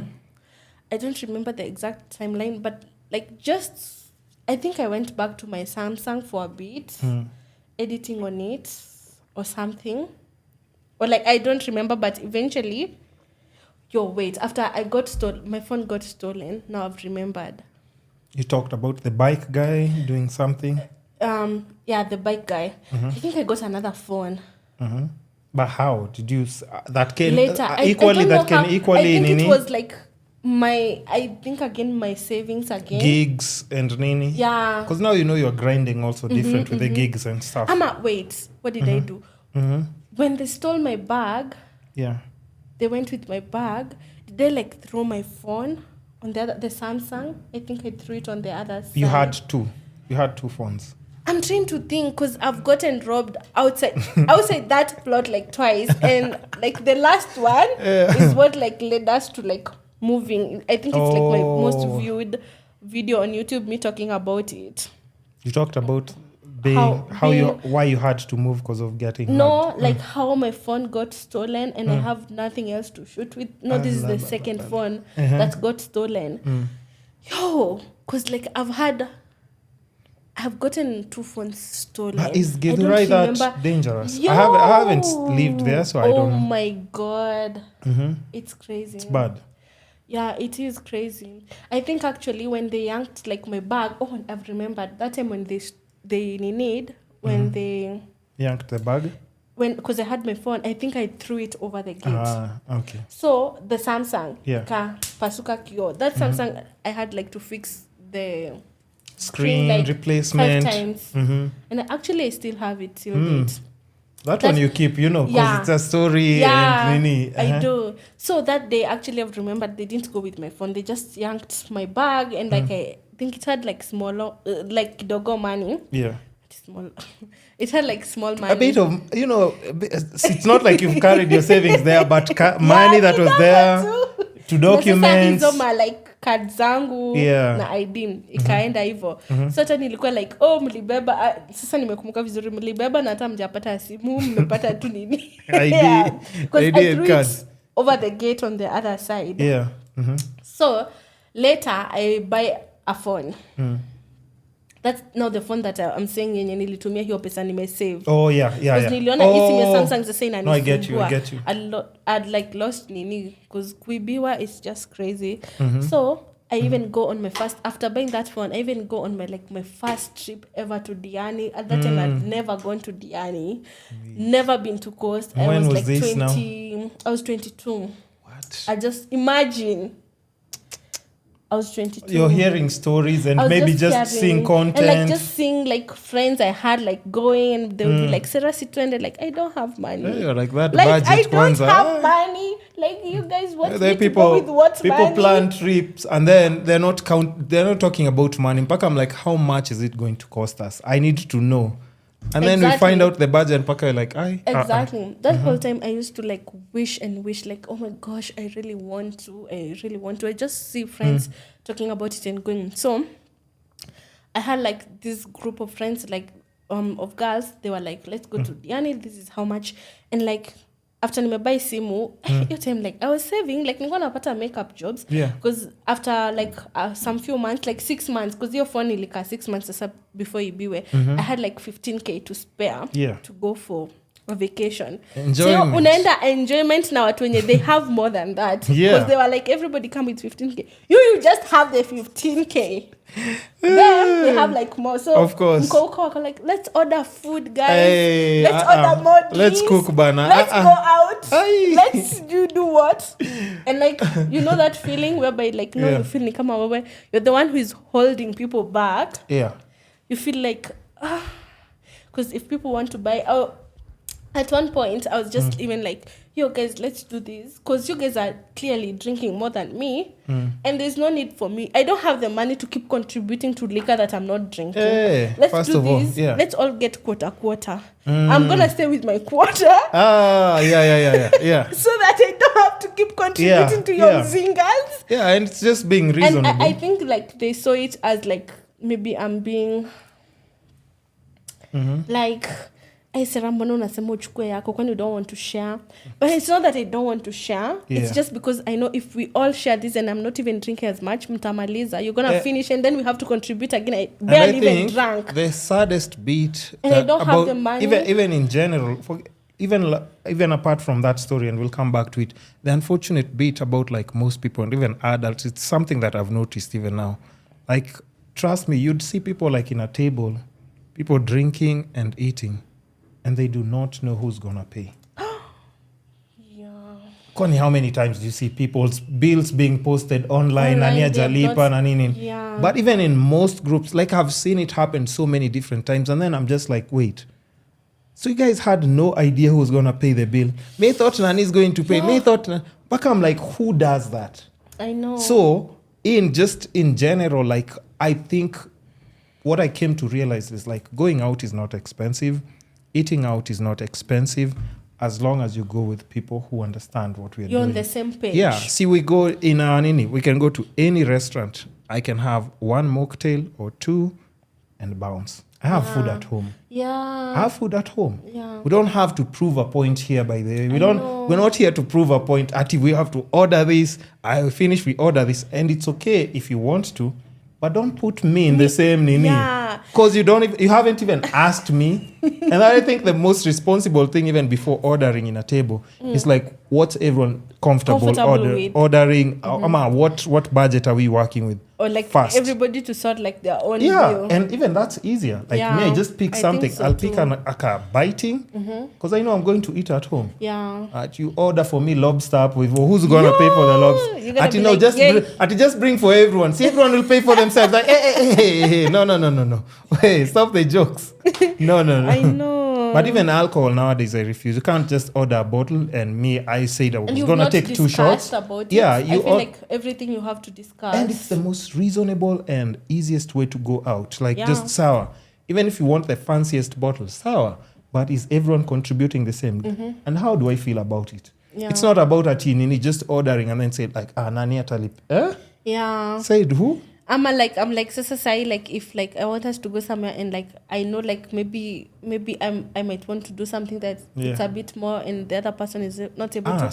I'll be like, okay, I'll cover it. Yeah, actually cover it, or at least just ask. I think at times, and me, I've never been ashamed. Like even that, I think that's one thing that it really helped me like even grow as a person. And even now, like I'm a better position, I use my money differently. Yeah, we all have those days that we spoil ourselves, but I'm that kind of person who will ask. Like, hey, by the way, there's this thing happening here and here. And when people are talking about it, I'm like, I haven't had anyone asking about the price. Umeulizani how much? It's like, hey, these tickets are expensive. I'm like, that's the first thing you should have thought about. Like you asked about everything else. Me too. Aki, I'm telling you, by the way, people are crazy by there. But if you've learned how to budget your money just because of life circumstances, it makes you look even at money differently. Yeah, it's not the same as every other person. So I'm always like, and I can look. And even when you're in a table, I can actually just assess. You don't even need to tell me you don't have money. I'll look at you and I know like, okay, I know the vibe. This person is uncomfortable kidogo with the situation. Like when if they didn't get it. Yeah. Because like, I'll seem like I don't want to share. Like, okay, looking back right now, probably I shouldn't have gone to that trip with people who clearly like them, they are comfortable with going overboard. I'm just like, I'm sticking to the 15K. Like anything more than that, I don't want, Maybe like it was like a communication issue or something. But like I would say, but it's, I don't know it's because people like experience life differently and like them. So when you're complaining about like 200, they're like, okay, what's 200? Oh no, me I will. And like even now I will. At that point, you don't know like that 200. Like To somebody, I really don't have. Because if it's you, but look at everybody else. Is everybody okay with that? Yeah. I think that's the grown-up thing to do. Yeah. You have to look at the whole but table. you know It's now, like yeah, they won't not have fun because of you, one person who don't No, have no. the nini. And that's why I was like, Yeah. you know what, guys, I'm gonna stay with this Oh, quarter sawa. because I can drink it. I'll sip even it for slowly. for- Me, I'm a for 2 lightweight. days. You'll just say me, I'm a lightweight. Yeah, because I'm like, clearly, you guys are drinking a bit more than me. Yeah. And you know like, those I'm people gonna who have drink. You know, They'll be like, wait, another bottle. I'm and like, I'm wait, like, what? Wait. they're like, let's buy Bifita. Yo, I thought you're doing Chrome Gin. They're like, hey, no. Hey, guys, banapana. Chorea. Please. Exactly. Yeah, I get you though. I understand. So, anyway, then I still had a good time.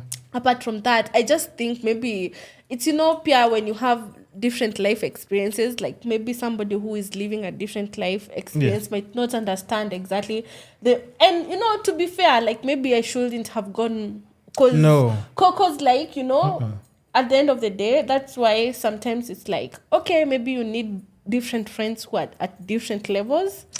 So maybe that you can do, because maybe sister now you want to have fun and drink a lot of bottles and stuff, which is fair because you're on vacation. True. And now there's somebody who's like, guys. But and now you're in a fix. Now do we buy? No, I know. Or do we not buy? But I think I also appreciate, because I've been in those situations before, and I'll keep saying before I got in a better financial position, where like I didn't have enough money for something, but I'm glad like I was always like around people who would like, even like if I tell them like, by the way, I don't think I can manage that, they're like, hey, don't worry, I got you covered. Of course, you'll have those people who don't understand. It's like, how makes no like sense. it's just not hitting them. Like, so you just go. Oh yeah, by then there are some people like by then it won't even like register in their head. Exactly. No, but I used to be I'm so vocal about like where I am, like, or what I'm doing.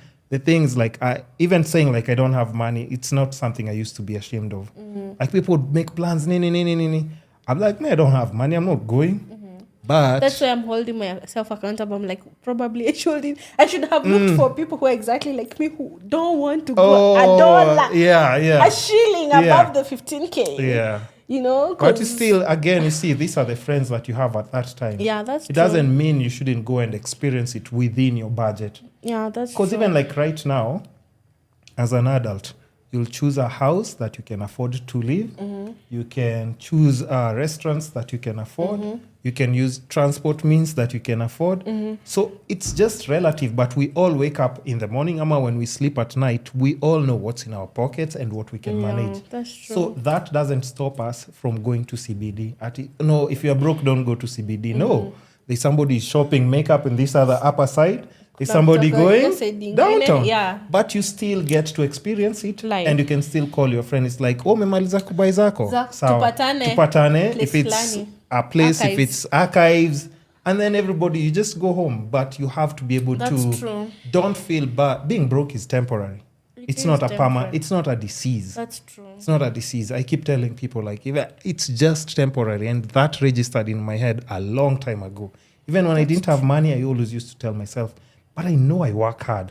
And in fact, I used to ask myself, how is this person not as smart as me and they're still making money? I don't understand.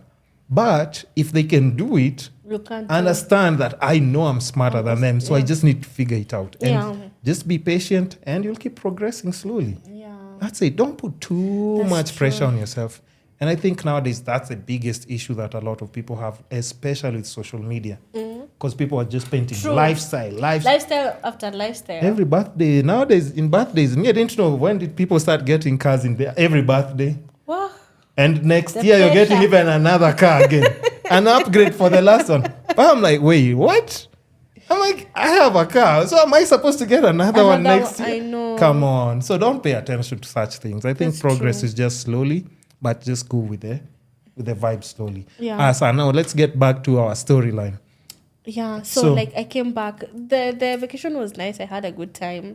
I enjoyed it. I came back to Nairobi like so proud of myself. I'm like, oh, I can't even believe that I was able like to even cater this for myself, like just out of my own pocket. Yeah. I was so proud of myself. And then I come back like a day later.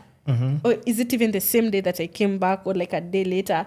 I'm walking to go to the market, like just a kibanda, like outside. I'm walking on my phone. You know how we're used to like walking holding our phones, like, you know, I'm holding my phone like this. I go at the kibandaski, I buy what I was buying. I think I was even going for Githurai beans or something. And then I'm coming back. Kumbe, somebody had marked me that I'm holding my phone. And this is during, like, I think it was around 6:37-ish when it's just about to get dark. They, like, went inside, like, our plot behind the gate and hid there. So I'm just coming, you know, I'm just holding my phone. I'm absent-minded, right? I'm walking. I just enter the gate like this. The person, like, comes out, like, behind the gate. You know, you just think maybe this person, you just... Yeah, it's just someone from the plot. Yeah, you're not paying attention to anything. Yeah. Like, they just snatched my phone and got out of the gate and ran. I'm telling you, that day I was Kipchoge. I went after them. I ran. I would just see him. He's disappearing. Yeah, and like I ran. I was trying to say like, muizi. It was not like the other time that my bag got snatched. Like I didn't even, like, I just stood there crying. This time I'm like, guy, my phone. I can just see, oh my gosh, my YouTube. That's all I was seeing. That's what was giving me the energy to run. And then he just like, went, and like people were like, no, you can't find him.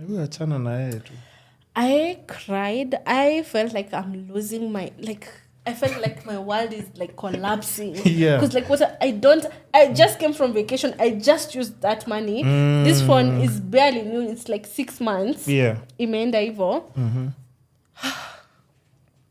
And it was in August. End August, I think. Or like end September, one of those two. Around that. Yeah, I think end August, because that's when one of those 2 months, I'm going to go back to my channel and check. I was like, what am I going to do? I was like, you know what? I'm just going to tell people on YouTube. So a friend of mine at that time, she came to like visit me, and I was like, can I please have your phone and record a video and tell people what happened to me? Explaining why my content is, of course, maybe not. Like, this is what happened to me. I'm so scared. I don't know what to do. Like, this YouTube is everything to me. Like, nini. I posted the video, and I was like, this is just my number. In case somebody's going to want to just support me. Yeah. And I cried. And like, when I posted that video, like, people sent me money. And I bought another phone. And I was like, God, if this has been your sign for me to get out of Githurai, then I've had it. I've had it, because before that I would think and fantasize about how I'll get out of Githurai, because we had lived there for more than 10 years. And it was in the trenches. Like, trenches. I know. And like, I posted and people were sending me money, and I was like, oh my God. I got like money, and I told my mom, you know what, we are shifting. And as a matter of fact, we're going to our 2-bedroom. Paka mom is kwanza like, wait, what do you mean? What do you mean? Like, she wasn't like, wait, ngoja kwanza, explain na manini. She was like, she felt so bad for me because of the phone, because I was like, oh my God, that thing crushed me. And I think Pia, she was like over living in Githurai, because I'm telling you, the situation living there, it's not easy. I'm sure like you have to deal with small incidents here and everywhere. Because even like the environment, the like, it can also be, you know, like you're craving to grow, like the hardship. It will hold you back. It will hold you back. Yeah. Because you at times, you know, like even let's say friends and any who are around. Exactly. You're trying to come out to be something better. And then like you said, even your partner may be mocking you. It's like, we're not trying. You're trying. So I'm guessing that's common there as well. Exactly. And actually, when you come from extreme poverty, like the chances of you like making it in life are usually so low. So low. And you don't even know it when you're there. Yeah. Don't know it. And because this is the norm. This is what you used to. Because this is our you don't know day-to-day, anything yeah. else. Mm-hmm. And that's why I was saying every time I used to go and do makeup to anybody who comes from somewhere different, it would make me realize also the visions, the dreams that I have, they're not unreal. There are people who are actually living that life. And I think exposure, it's very important. Putting yourself out there changes like everything. To even see different things. Even food, eating different food. Exactly. Do you know there's a time I used to feel like even going to the mall, it's like, no, people like me don't go to the mall. I understand that. I understand. Like people like me. I understand. Like, like, how do I just, how do people do that? Kufanya? What are you going to do? Butter? Like, how? I knew shoe. Like, how do you do that? Yeah. Like, it just seemed so foreign to me. Yeah. Those are things you watch on TV. Right? And you're like, any people can, like, I remember even the first time that I did shopping. Shopping too. Yeah. Shopping, and I paid like 2,500. Yeah. I felt like, people walk in a supermarket, take an ini and like put things. You don't that know was about the time that, when 2,500 could get you like, you know. Yeah, something. A lot of things. A lot of things. Yeah. Not so much. Not so much.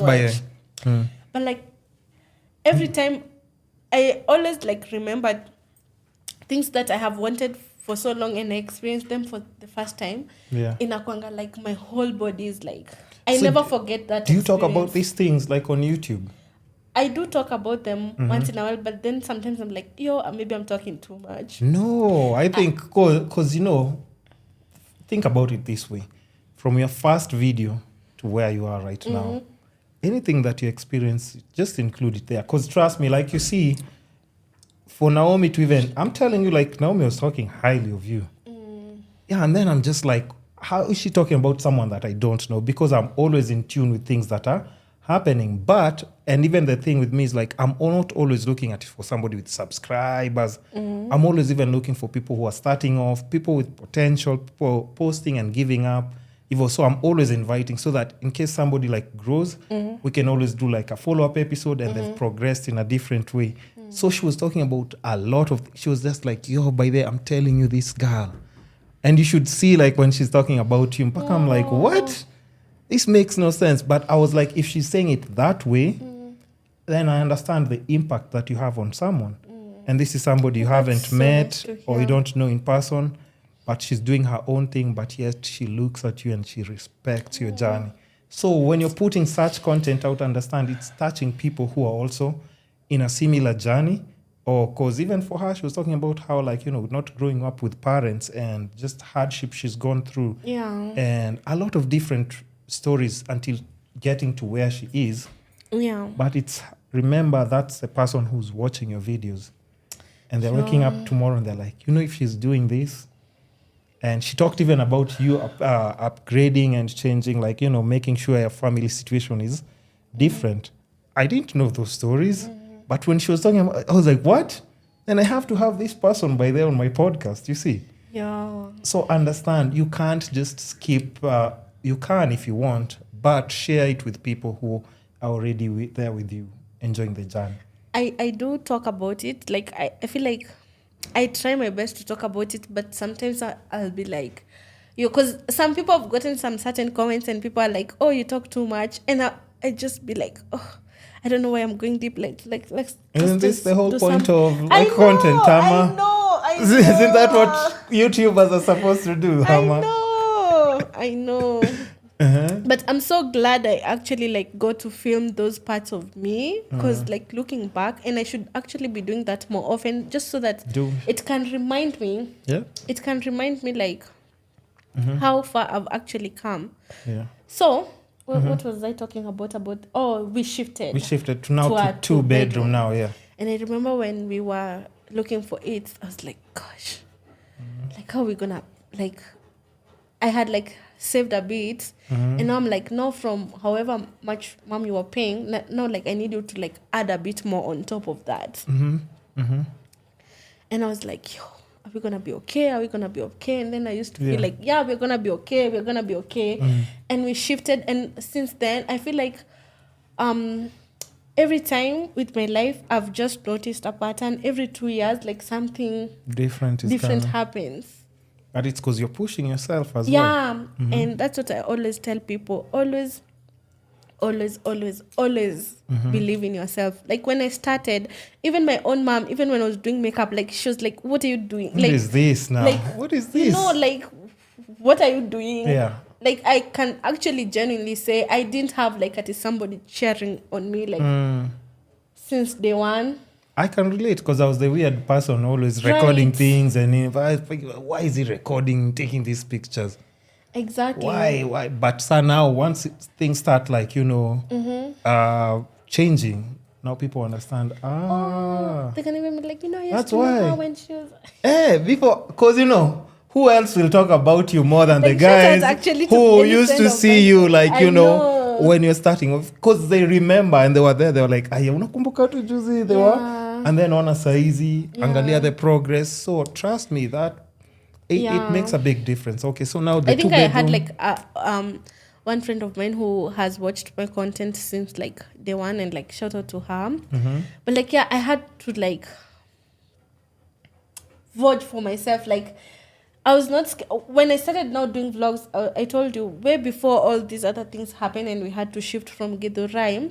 I was doing makeup, sit down, and fashion, and then I was like, okay, they're not doing that good. And then one day I was like, let me just show them how my life is living in the ghetto. And I remember I would film like making rice and jahe, going to buy mandazi with my sister. So like just in the hood, Nini. Yeah, like when I'm doing laundering, walking on with my sister and asking my sister to take pictures of me. That time my sister was so small.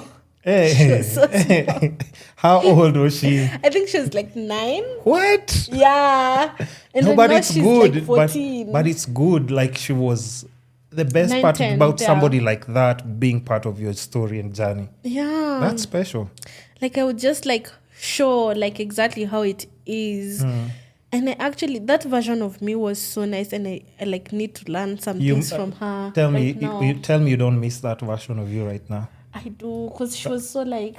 First of all... Like not suffering, but like who I was as a person at that time. Yeah.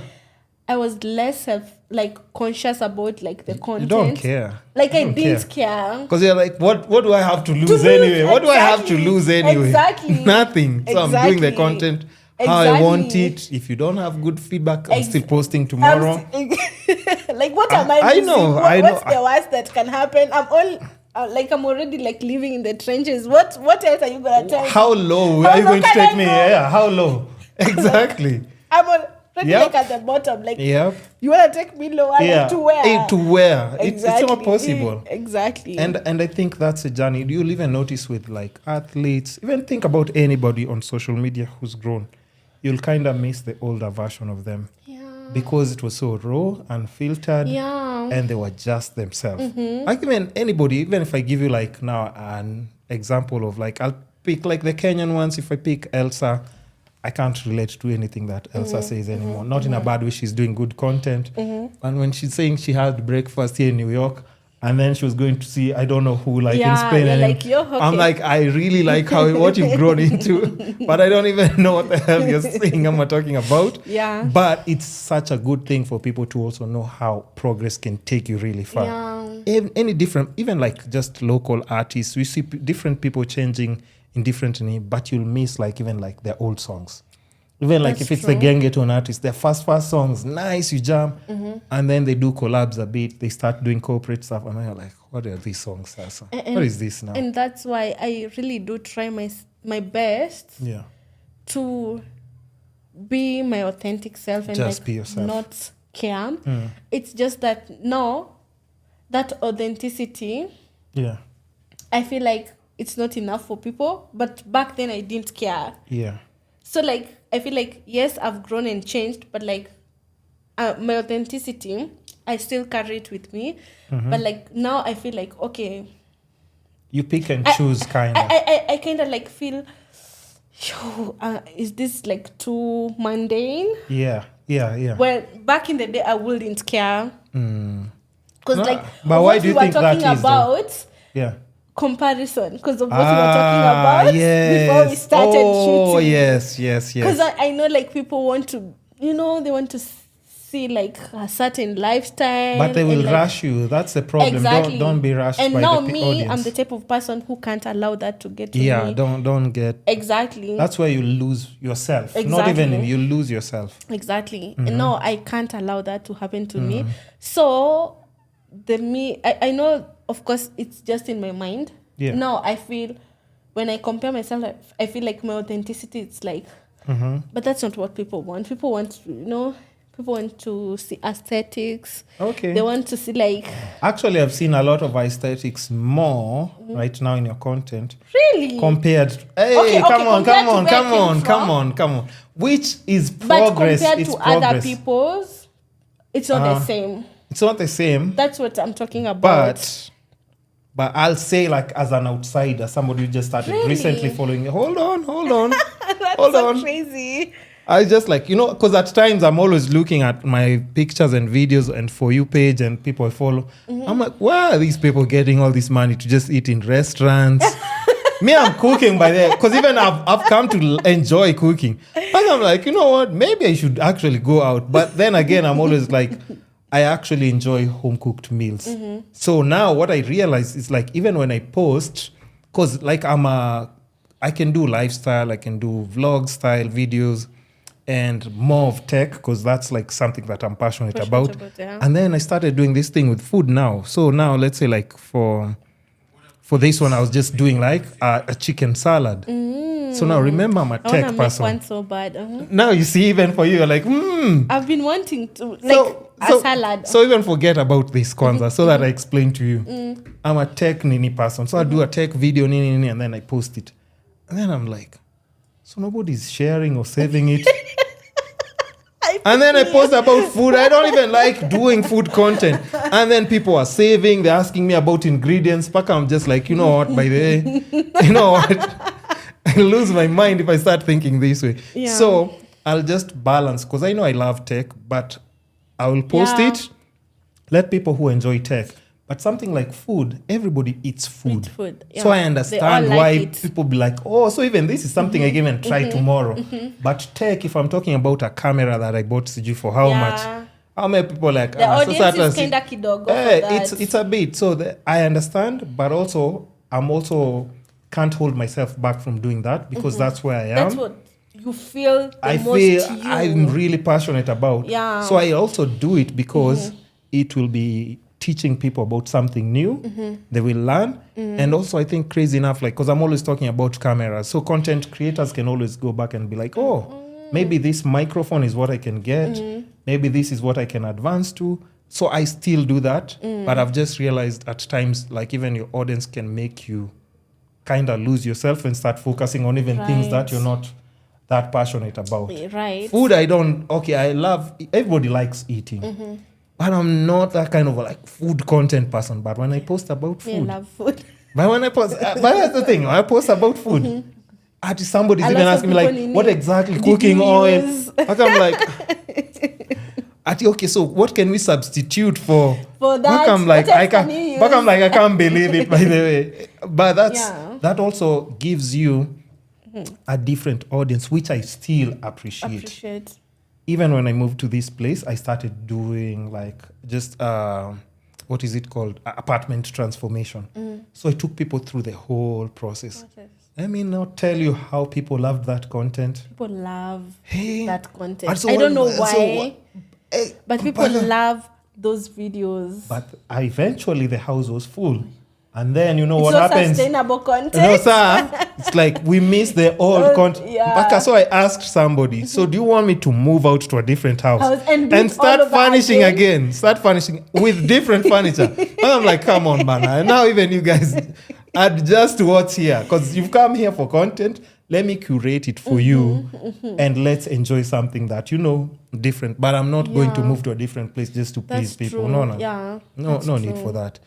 So back to that, you're talking about like just being authentic and how hard at times it is you tapping into like that old creative person maybe. Yeah, and it's not because I don't have my creativity. I have it, but now I feel like maybe it's not enough. now. And then I never used to care because I'd be like, hey, nowadays people like, I don't know. You think people expect more of you? Not that they it's the expect pressure you're more. giving yourself. Yeah, maybe when I'm comparing myself, which is not a good thing. And with nowadays other people, with other people. Exactly. And nowadays I've tried my best to like, I don't like comparing myself. It's gonna kill you. And you know, it's a normal part of human experience. It's human. Sometimes to do that. Yeah. And every time I feel like that's when it comes up, because Kitambo used to do it a lot. And I have to remind myself, everybody has their own journey. What you're dealing with is not what somebody else is dealing with. Because yeah, sure, if I wanted to do that content where I'm traveling all the time, I'm doing all these fancy things all the time, I can. But like, what I have fancy things? First of all, cause no, I want to know, cause but like, you know, like what you'd compare from someone. What we were talking about. I don't remember. It will remind me. I will refresh my memory. I think people want to see, because sometimes people want to live through you. Actually, true. Very true. Yeah. People like content. You see all these like slangs and like girls, how they like, you know, like mini.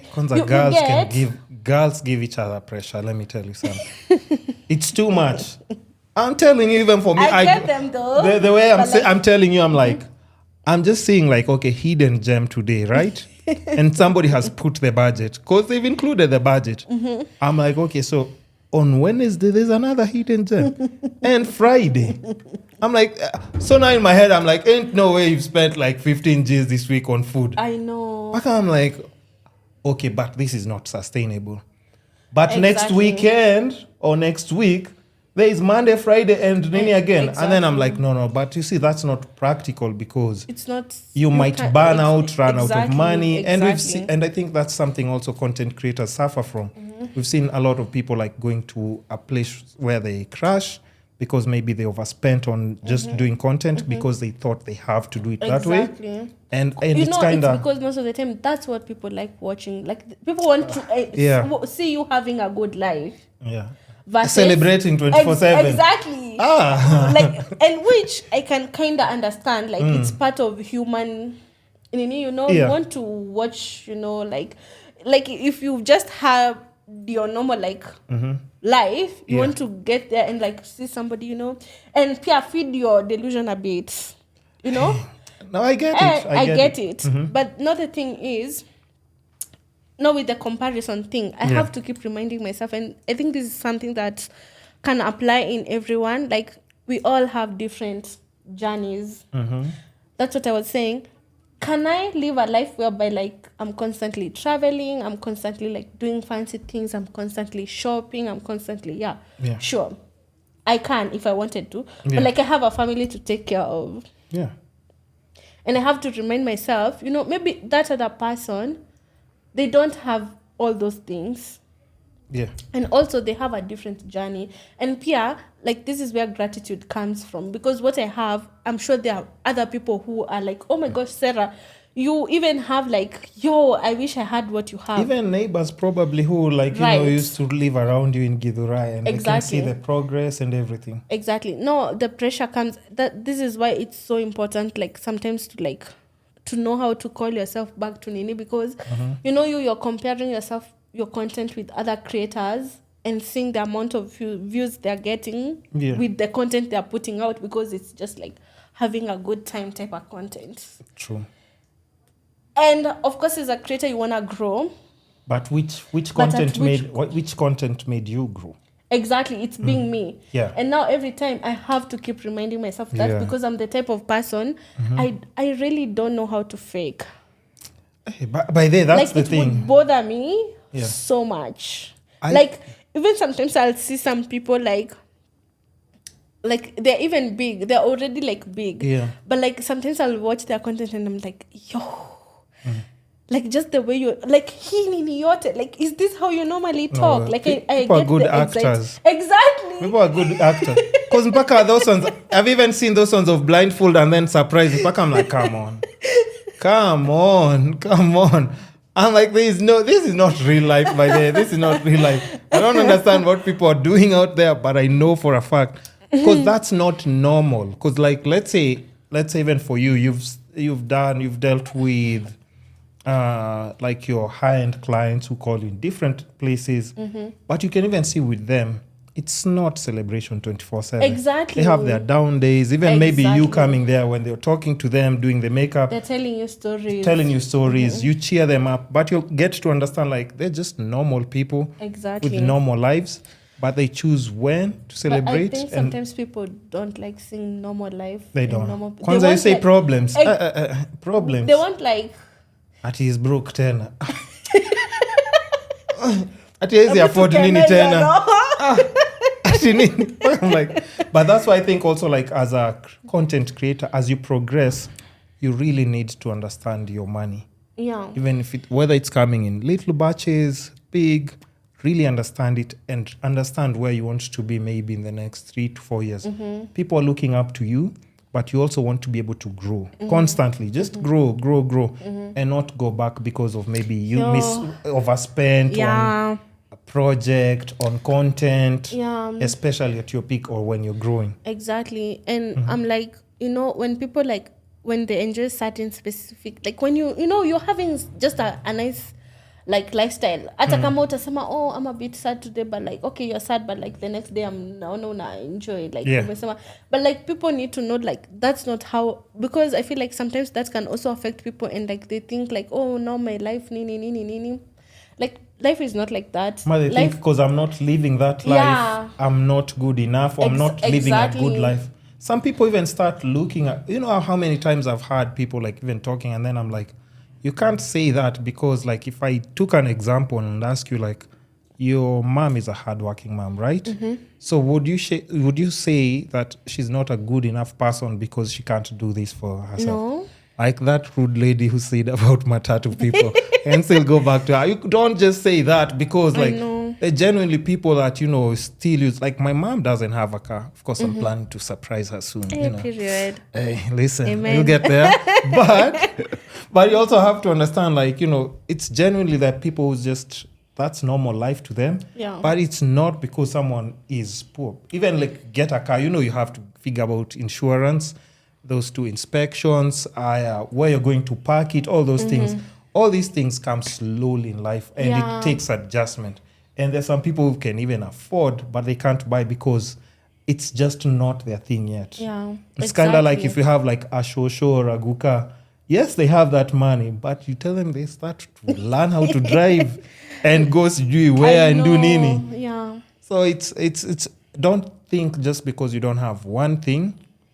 And I think I've even seen some of it like on my comments at times when I do my unboxing videos to travel videos. I see like, okay, there's that one of it must be nice, but that's not nini. But those ones like this is the life I want. When somebody says that, now that's scary. It is scary. Because trust me, your life is just okay. Are you able to deal with the kind of problems that I deal with? I know. And like I know it's human psychology to want to watch something that is pleasing or something that kind of takes you out of your reality kidogo. Yeah. And that's okay. But like, it's a thing. I think if you want to be a content creator, you have to choose your battle. Like I always say this, authenticity is one of the hardest thing to be. Especially like right now. And I think like since ever, being your authentic self is like the hardest thing to do, and that's why it's a path followed by few, because sometimes authenticity is not the most appealing things.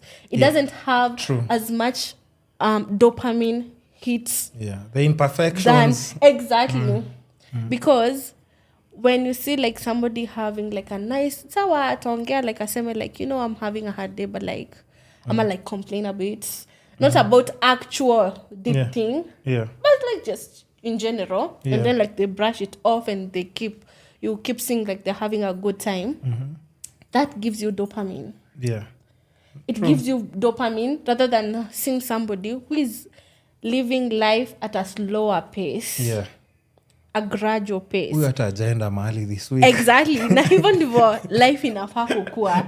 It's normal. I think that's normal life, but honestly. sasa unajua pia the game of content creation, that's not how it works. No, that's true. But okay, that's true. That's true. But I think... So you have to be comfortable to know that if you decide to be purely authentic you won't get as much views as... True. And not to say that other people who are living a certain life, they're not authentic, but it's just different. It's different. The thing is, you have to know like your authenticity, regardless of the numbers that you're getting, it will always reward you. It will, and in so many different ways. Always rewards authenticity. People who will reach out are different, clients who will reach out are different. And I think also you don't want to give yourself that pressure that I've said, like you have to lose yourself. Because if you lose yourself, it might not be sustainable. It'll just be for a short period. Because reality always catches up with you. You can write as many scripts as you want for your YouTube, but reality will catch up with you. Bills will catch up with you. Always. Fake friends will... Because you'll attract certain kind of people. Exactly. You know that. You'll attract... Even with what you're posting, you attract different kind of people. People you think they just want to be your friends, to be next to you for the... And then it's just people with bad intentions. I know. Unfortunately. Because I've seen so many content creators also who sit together and then you're like, I don't think these people are friends. Because they're doing this for the video. Yeah. But that's... And when you see people who are genuinely like just connected together, you'll be like, okay, these guys are friends and it makes sense. Even when they're doing like a collab, it's authentic. Nobody's being too extra or anything. But the ones who like fabricate for content, but they still get the numbers though. So that's now what I'm saying. Still get the numbers. And like I actually, when I was having these thoughts and every time I think about it, sometimes I'm kind of like, shout out to you guys for like playing the game how it's supposed to be played. Yeah. It's just that sometimes playing the game means kind of like losing yourself or something. You lose yourself. But that's true. you will win at the game. You will. But now you will lose you. So but long term, determine what is more valuable to you. Yeah. Anybody who's stretched out of their comfort zone or character, you can see like right now, it's very hard for them to go back to being like normal because they already did the extra stuff and now they have to keep up with it and that's tiring. If that's not it, what's more tiring than you faking a personality that's not yours? It has to be hard. It's so because even when it slips out kidogo, you're trying to get back to track heavy. You're like, that's too much. It's too much work. Yeah. I'd rather just be myself because then you can hit record and like, just be yourself. Yeah. Go where you won't normally go, do your normal things. And you don't have to feel stressed, feel pressured, like unajua uko tu sawa. And I think when I came in terms with that, like I started feeling a bit easier. So at nowadays, anytime like I will have that thing of comparison, I'm like down about like Nini, I'll just like remind myself. And then I've also learned a lot and I'm like, okay, sawa. As a content creator, numbers are very validating. They're very, very validating. Yeah. But if kama wewe unaona like for you to get the numbers that you want, you're gonna have to be a certain way, and for you it's a no, then be grateful for the numbers that you have and keep showing up like you're exactly where you're meant to be. Everything is okay. It's not like you're losing anything. This is just like pressure from outside that is getting to you. I want to ask you like something, because you mentioned like about how you're showing people how to what you're cooking and everything. Is that something you still incorporate in your lifestyle? Actually, Ama, now we're doing restaurants and chefs and they're coming with flames. They're just throwing flames hivi kwa hewa. You know what? I should actually like go back to like I do show cooking most of the time, like sometimes. And I had even said like I'm gonna be having segments where like I cook and then do a mukbang, because I also love doing mukbangs. Yeah. Now that one I can hold myself accountable because it has not like it's not that you don't have the time or you have it just be serious about it, which I can hold myself accountable for that. Is there any kind of content that you want to include just in your in your normal workflow that you've been second guessing apart, like maybe from the food? Ama something that you want to I wanted to had a target for this year? Yeah, I wanted to do like more sit down talking videos, and I think I've been trying because like last month I posted, is it 2 or 3? Because I like talking. I can tell. You see, we are 2 hours. Are you seeing that? I feel like maybe we should even shift from Nini. Okay, but we still have memory card space. We can still do how much more time can you give me? I'm like down until like we are done. So it means we can still do like 1 more hour. We can do 1 more hour. So maybe we can like maybe shift to another topic apart from this content creation. No, but our content creation, you have to understand, it's touching on so many different things. Anytime because if you're a content creator, everything will evolve around you. Yeah. My podcast talks about health, wealth, love, and happiness, right? So maybe what we can touch on is something to do with, like, of course, finances is always important because that's what can enable you to progress to a different place, like even move to a different place. There I said, like even Naomi was saying, the one thing she's encouraged from her videos is like she wants to be able to do something for like her family. But also on that topic, it's something that I always bring about like as a discussion. You see, from everything that we've talked about, even you and even Naomi, nobody has talked about like, maybe me and my man, moving to Nini. Relax. Before, have I said, you're ready to Nini Kwanza? I'm just like, sawa. Before I even hear what you want to say. Sawa. Hey, you are so ready for that one. So I would just like to know, like, how comes this is something that I'm seeing like now, even very common with like a lot of content creators when they talk, especially like it's women, and in Kenya, they're talking about like their progress alone, not with a partner. Because I wouldn't say like, because I would say like I did it by myself, honestly. You know that TikTok audio? Yeah. The Julia Fox one? Yeah. Yeah, so like your question is like exactly. Now, my question is like, even for Naomi, I was telling her, like, why do I feel like right now most women are more focused on like that progress? They really want to achieve all that progress on their own. Like if it's getting to the next level, getting my apartment, getting my car, but they still don't mention, like, because me, when I'm talking about Nini, I'll always talk like, I want to take a girl somewhere, or I want to take girls somewhere. I will always talk about like Nini. But now when women are talking about it, mostly that I've noticed, even this one I told her, why are you talking like a single mom? You're not even Nini, you're still young, but she's eliminated like a guy from the picture completely. She's just like, my progress is me. Me, I'm always, like I've said, like even my siblings and people who are close to me. When I was saying people close to me, I mean now the girls that, That's what I'm trying to say. Okay. So how comes men are not like in the conversation when, because I think men also like would play a big role in a support system. Why are you changing? Fix your face first of all. why are you showing disgust in your face? You're just like, like I've said something that it's like, Sasa, what are you telling me, Sasa? Like, because imagine the way you're doing content now, and you have a partner, like we've mentioned even before, who can help you out and they're supportive. That's something that when you're starting off, you said like it didn't favor you in any way. But right now where you are, is it something that you would consider, like even maybe when you're dating, a partner who can help you with the content? Do you like boys or do you like girls? No, I'm a lesbian, so there's that. So it doesn't even apply to you? Yeah. Okay, so now, so what's my next question supposed to be now? What's my question even supposed to be now? I'm just throwing me off Uko in the end Uko Komtaro. Okay, it doesn't at this moment, but like I think I can still. I know the question. Answer. So like maybe like, what do you like mean in terms of like men being with like in part of women's like Nini? Okay, just in life in general, like you've grown up with just cis and mom.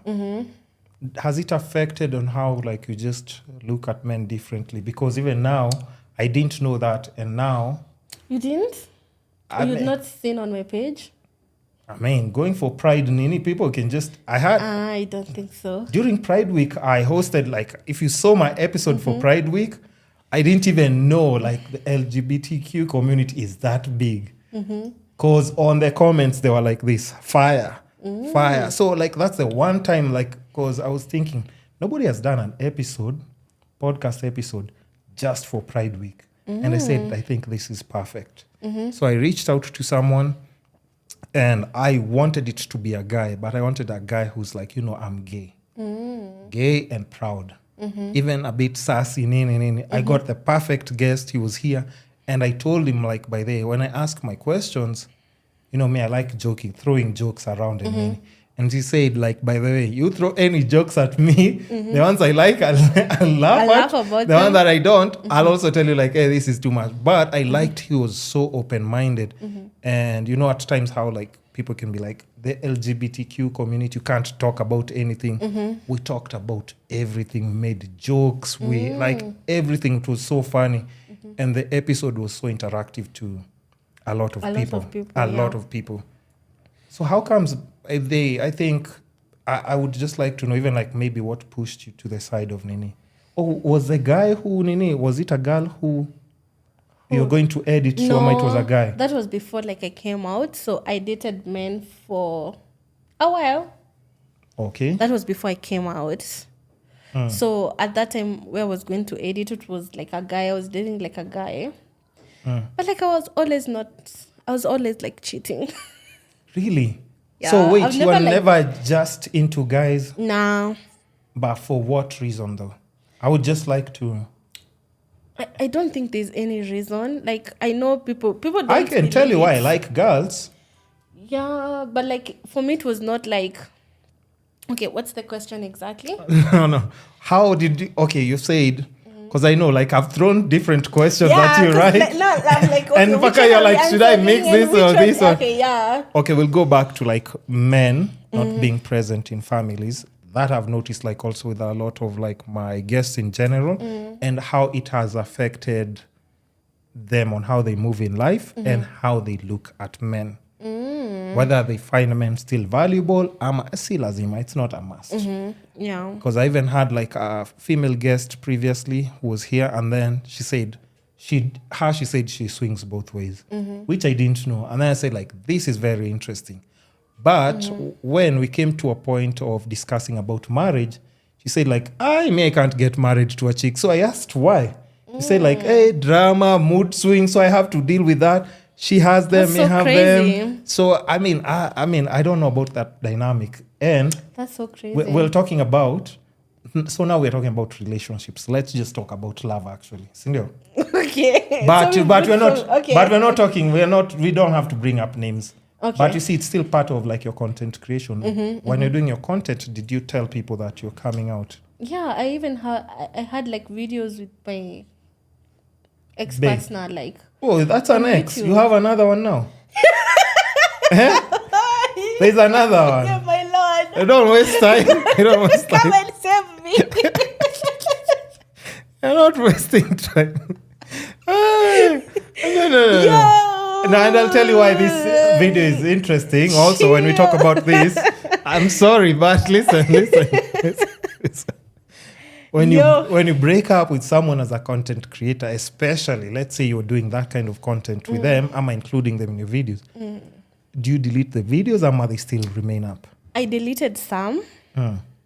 Okay, wait. First, let's go back to like the question about men and like... Yeah.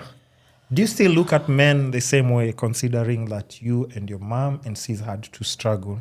Look at them figuring in terms of what? Like, you know how people are like, men are useless. Kenyan men. I'm just like in general, like I'm just very indifferent. Like How? Indifferent in terms of like I have no opinion about them. Like in terms of like actually I don't interact with men. Like unless like it's like in terms of like work. Yeah, that's what I'm saying. Like, maybe it affected you just because of seeing like a Like, situation. that's why I'm gay? No. I thought that's what you Gay, meant. you can. Gay now I've come to understand. Like, you can do whatever you want how you feel it. It's not even how you feel it. It's a matter of like who you are. Because even before I came to Nairobi, like when I used to live in Shags, like I used to mess around with girls. Oh, really? Even before I ever had a boyfriend, I like used to mess with girls. And this I'm talking when I was like in class 4. What? 4, 3. I remember. Wait, like kissing. Kissing, like. Oh, okay. You But know, at that time, around. did you think it was just girls playing? No, you could feel like I just felt like I like them and like, you know, it feels good. Like I like them. So when people say, oh, you don't choose what you feel, it's not a matter of like it feels at your feelings. You know, homophobic people will be like, oh, your feelings, since when did feelings determine, you know? It's like who you are, like I would say.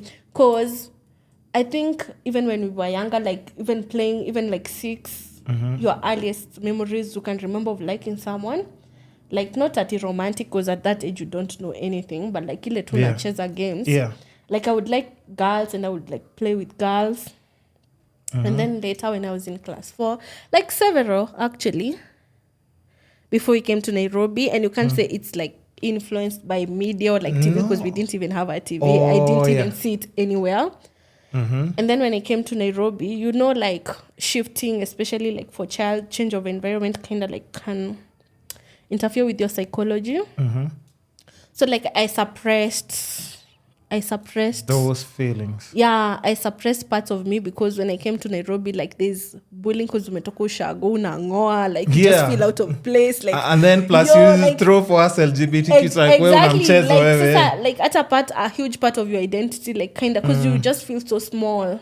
And then in high school, like I had still like fully like suppressed. Actually, I would say like I used to date like guys, but like I'd never like I liked guys. It was like just like for validation. Okay, so how do you in terms and you of, can stay in that relationship and you don't nini? Yeah, because at that time you've not accepted yourself. Like you're dealing with internal homophobia. There's compulsive heteronormativity. This is what you've been told. What is that now? What is that now? You don't just throw these words and then casually actually move along like I'm supposed to know what it means. Like compulsive heteronormativity, it's how you get socialized. As a boy, as a girl, you like get socialized growing up knowing women are supposed to be with men, men are supposed to be with women. And that's a bad thing or a good thing? Like, depending on who you are, you know, I'm just like... Oh, because as an adult, anyway, you get to choose. Yeah. But, okay, like, but the way you say it, but like the as society a kid, tells you this is how it's supposed to be. Okay. That's what compulsive, like... Does that mean like gender roles peer or something? That's a whole different, another topic. in about like sexuality. Oh, okay. Yeah. Okay. So, you know, as a woman, peer, how you get socialized is to grow up and like want male validation. So like utapata, you don't even like the person, but because you like the validation that comes from having a man next to you. And that's what you're told you're supposed to do. So date them, but I would still like nini girls on the side. Mess around with girls on the side. Yeah. And so when like and also it's like when you hear like a lot of men are like just always like cheating in relationships, they don't like women, like they're always like no women like they're always cheating. Sometimes it's because they're gay. It can also manifest like that. When what happens? I'm not saying that everybody when guys are cheating they're like gay. That. Yeah, like always, like no woman like satisfies you. And like you might not be aware of it. It's a subconscious thing. Come on, no, now that's a lie. No way. No, it's true. So you're saying serial cheaters? Like all the time. Like nobody you can like, you know, like sometimes, yeah. By the guy who I interviewed, he said like most of the guys he links up with are guys who have girlfriends and married. Yeah. Okay. I would say like I'm a specialist at the matter, so I'm just saying my opinion. Yeah, like sometimes like they're suppressing because there's something they like. Because like you're not what they like. Now I know why I will disagree with you. Why? Hey, if there are people who cheat, lesbians. Hey! What do you mean by that? No, the ones that I know and are friends, they move on so casually. But I'm even like always telling them like, how comes you can't like Nini? It's like Nini Boyka and then they just move on. That's a different topic. Like, okay, nikisema like people who cheat in every relationship. I'm not trying to say at everybody who cheats is gay, but like that's one way it can that would show. Be, yeah. That's one way. Because like for me, they're it looking was like for something that. different. Yeah, like nobody's. You're not feeling like I'm not. Oh, no matter what qualities you look for in a guy, you're like, but it's not making me happy. Yeah, like it's just not hitting. Like it's just not hitting the what same. What if you just have a big sexual appetite? Then maybe you would communicate that with maybe your partners and be poly and tell or something. Them, yeah.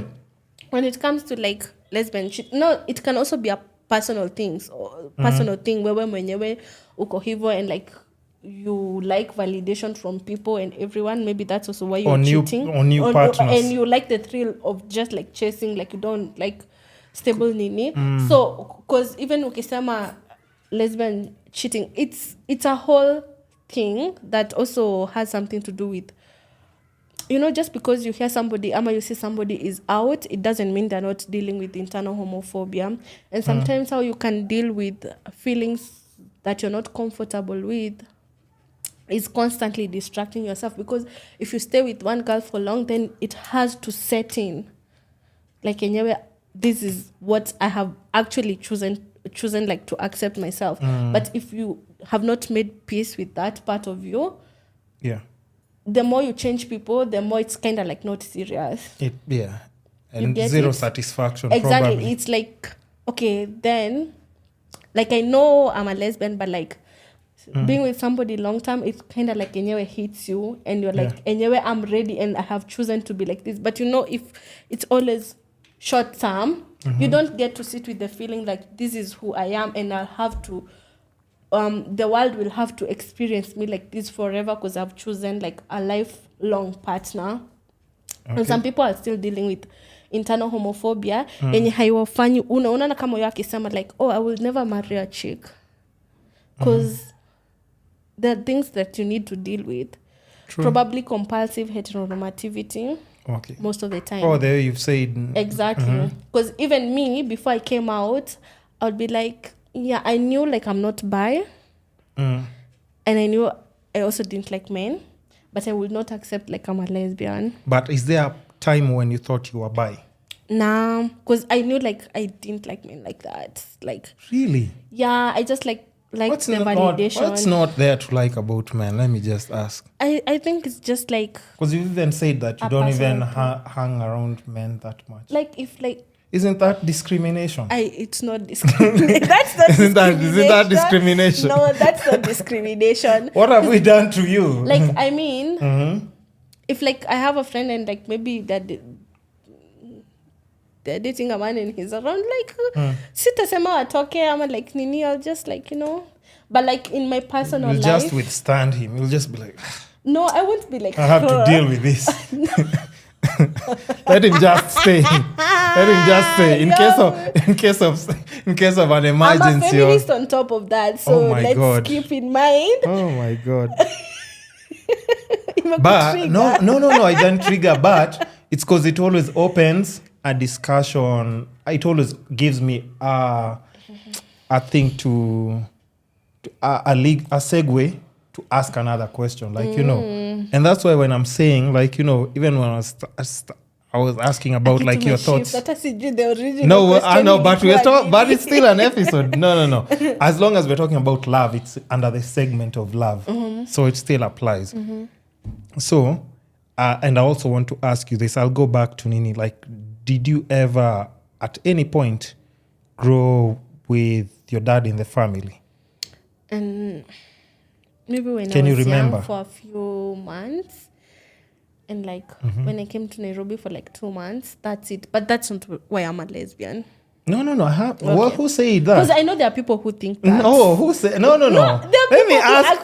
Think that. Can I please just ask my question? Sawa. I'm like, but that's not why I'm a lesbian. No, because I know there are people who assume that. I know, but other people like resent men, end up resenting men also because of some other things. But we're just exploring the conversation. You see, I'm no expert at this, but I'm just saying like, okay, he wasn't there like from like, but is he there? Is he there right now? Where is he? I don't know. No, come on. I'm serious. Okay, so another question would be... I literally don't know. So another question would be like, have you ever thought about like maybe ever... Looking for him? Yeah, just talking to him. No. But why? I think I would want to know, like, even just in case, you know... I feel like... I've had so many people on the podcast with the same story, and I'm always trying to figure out, like, okay, why wouldn't they even want to just, you know...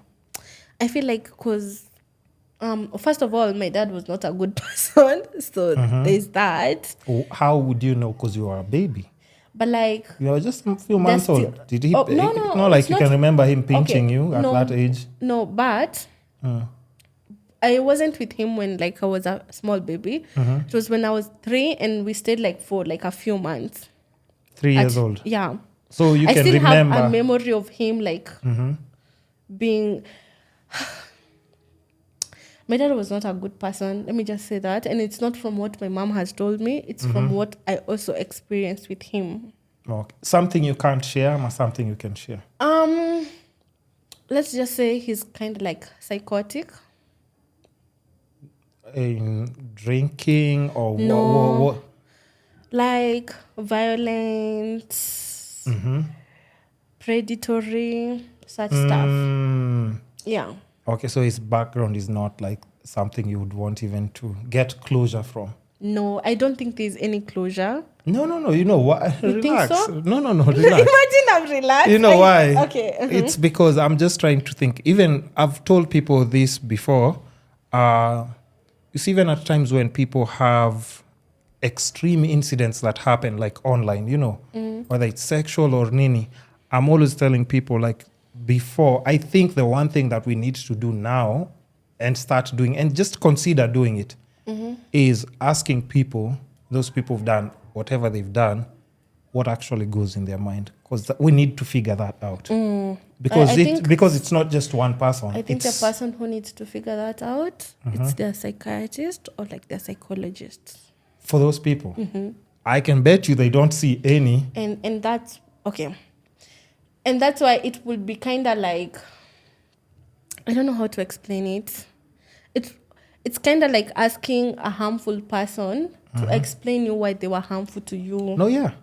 But it doesn't serve any purpose because it doesn't. Okay. It doesn't serve any purpose because unaona ni kama ile that thing whereby like when you break up with someone and ama like somebody leaves you ama like and they're like, no, we just have to have one talk for closure. No, whatever that person did, it's enough closure. That's the closure that you need. And heal from that. You don't need somebody to come and explain to you why they harmed you. You know why I'm saying that in general, not for specific people, so that we can, you know, if you understand people's minds better, maybe the next generation of boys that we will have, they can be raised differently and taught things differently. Because I think the only unfortunate part is hurt people. If you've heard that before. I have heard that. And somebody's childhood might affect the way they will treat like even their partners in future. And at times it's subconsciously. You can notice, and even that's why I'm always telling people, like, you know, I've never been raised to be a mean person. I've always been raised to be a nice person. And I think at times I'm even too nice. And even at times I'd be like, yo, why is this person doing this to me? Yet I've been nice, I've done everything. But that person hasn't been raised the same way.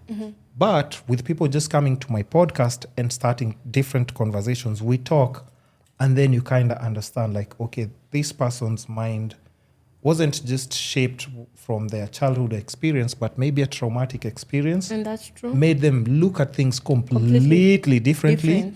And even that's also like a self-defense mechanism for them. And that's valid. And it's totally valid. And I feel like, in certain situations, it's good to have closure. Yeah. But like I'm talking for people who are like harmful. I've talked to everybody. And I know harmful is relative, but I mean like actual. Harmful is like domestic violence, beating someone up. Yeah, or, like kind of like. Or harmful harming themselves. I think both, but like you see, what was your question? Question was because if we say that, then that means maybe I would not argument, but maybe I would say, in his defense, I would say maybe he's somebody who's sick. And that's why I said psychotic. Okay, so if somebody is sick, you can at least be more empathetic to them, right? But that's true. I can't be empathetic to their situation. But like it means they can't help it. It's something that's taken over there. But I don't have to have you around. No, I know. But I'm just saying, see, I mean, and I'm also not trying to trigger you by the No, I'm not I'm not defending someone I don't even know. I'm just trying to understand, I'm not, triggered. Yeah, no, but I know, but you understand, like, even how the podcast is definitely a safe environment. But it's just, we're exploring this conversation because, like, I even had, like, there's this girl who, once she turned 21, she was, I think, even her, I think at some point she stayed in Githurai or something. But she also came from, actually, shags as well. And she was talking about how she was always asking the mom about, the dad. And the mom is just avoiding that story, right? So after she turned 21, 22 there, she's like, yo, mom, I need to talk to this guy. Because everyone is always talking about their dad, my dad. So the mom is like, okay, here's the number, call him. So she calls.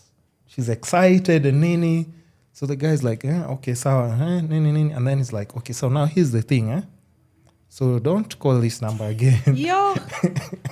Don't call this number again because I have a different family. Yo. I have a different woman. So I'm not crazy. with your mom. And I think that's one thing that broke her because she's such an amazing person. But it tore her into pieces because she said now she understands, like, the dad never wanted anything to do with her when she was a kid.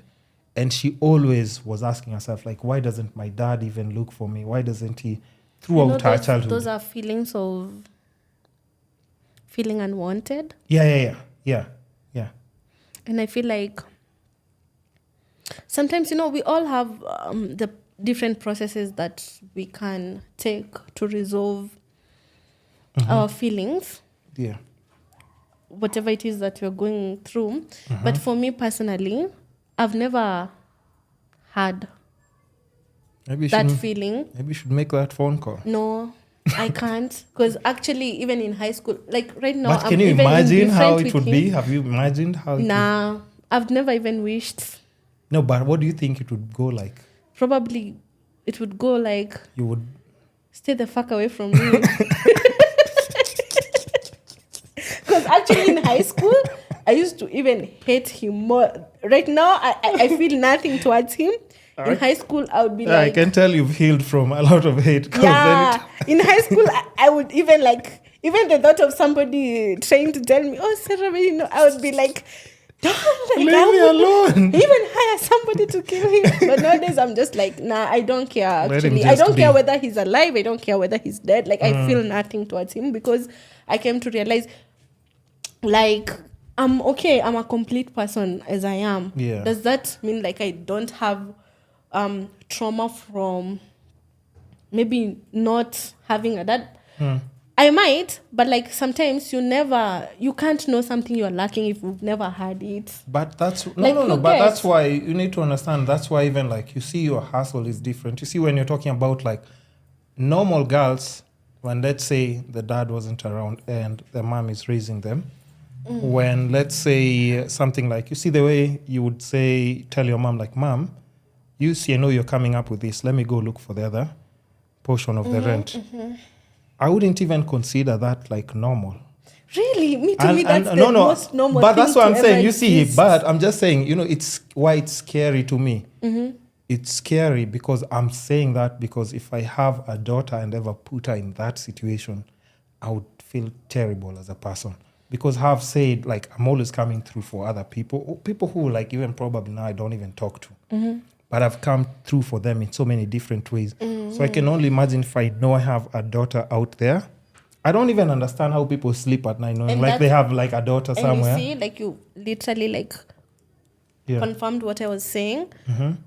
How people's actions, they're enough closure. No, true. So that means you see how you're saying you don't know how you can't sit with yourself with me. Yeah. You see, that means your daughter will not have to go through that. So if it means somebody else is comfortable with that, then why would you go and bother someone? Their actions is enough closure for you. It would be okay if they explained like why. Explain what? Like, listen, like if they would explain just a bit of like, okay, what exactly? But like why? You see, this is the thing. Like it's it would be fair. It's the least you can do, you know. It's the society, how it makes us, like our traumas makes us want to know, why are you not loving me? Why are you not, instead of taking somebody's actions as their statement. Like, because this other one feels like, because, you know, it's different if like it's the mama, the dad who kept you away from the other parent. This one is not that case. Or rather, for most people, it's not that case. The case is whereby, like, the dad chose to. True. Like, they don't want anything to do with that. So, kind of like following Nini, it's what I was saying. Like, you need your worth to be told. Kwani, I was not worthy. I was not worthy for you to stay. I was not worthy for me to be in your life. And I feel like you can resolve those feelings of unworthiness without having to go and ask the same person who made you feel unworthy why you are not worthy. It's kind of like doing something that is it's only gonna cause you more feelings of unworthiness. You know what that lady said on the podcast? She said, he made me like even look at myself. I don't love myself. Exactly. And right now I don't even know if I'm capable of loving someone because I don't love myself. Exactly. She said that, and that was just like heartbreaking. And it is sad. Because if you look at her, it's just someone who actually just needs love. And that's it. And you don't need love from anybody else. You might want love, but you don't need love. But it would be nice. It would be nice. That's why I said you might want love, but you don't need love for you to be a complete human being. Because venye nimesema, take it as somebody, a partner who you're trying to talk to. And we have all been in those situations whereby like somebody is clearly showing us even if like they're saying they want us, but like their actions are completely different. Right. And we will try to figure it out. That's low self-worth, which is okay because we all grow up in childhood trauma that make us feel unworthy. True.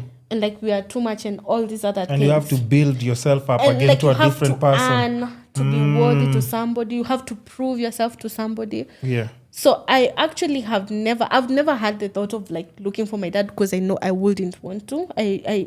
But the last place he was is where? The last time I saw him, I was 10. 10. Was it 10? In Karatina? No, it was in Nairobi. That's another whole different story. When we came to Nairobi, he like pretended like he's a changed guy. And now he's born again and stuff. And then he came. It didn't even take more than 2 weeks for him to go back to his normal true colors came out again.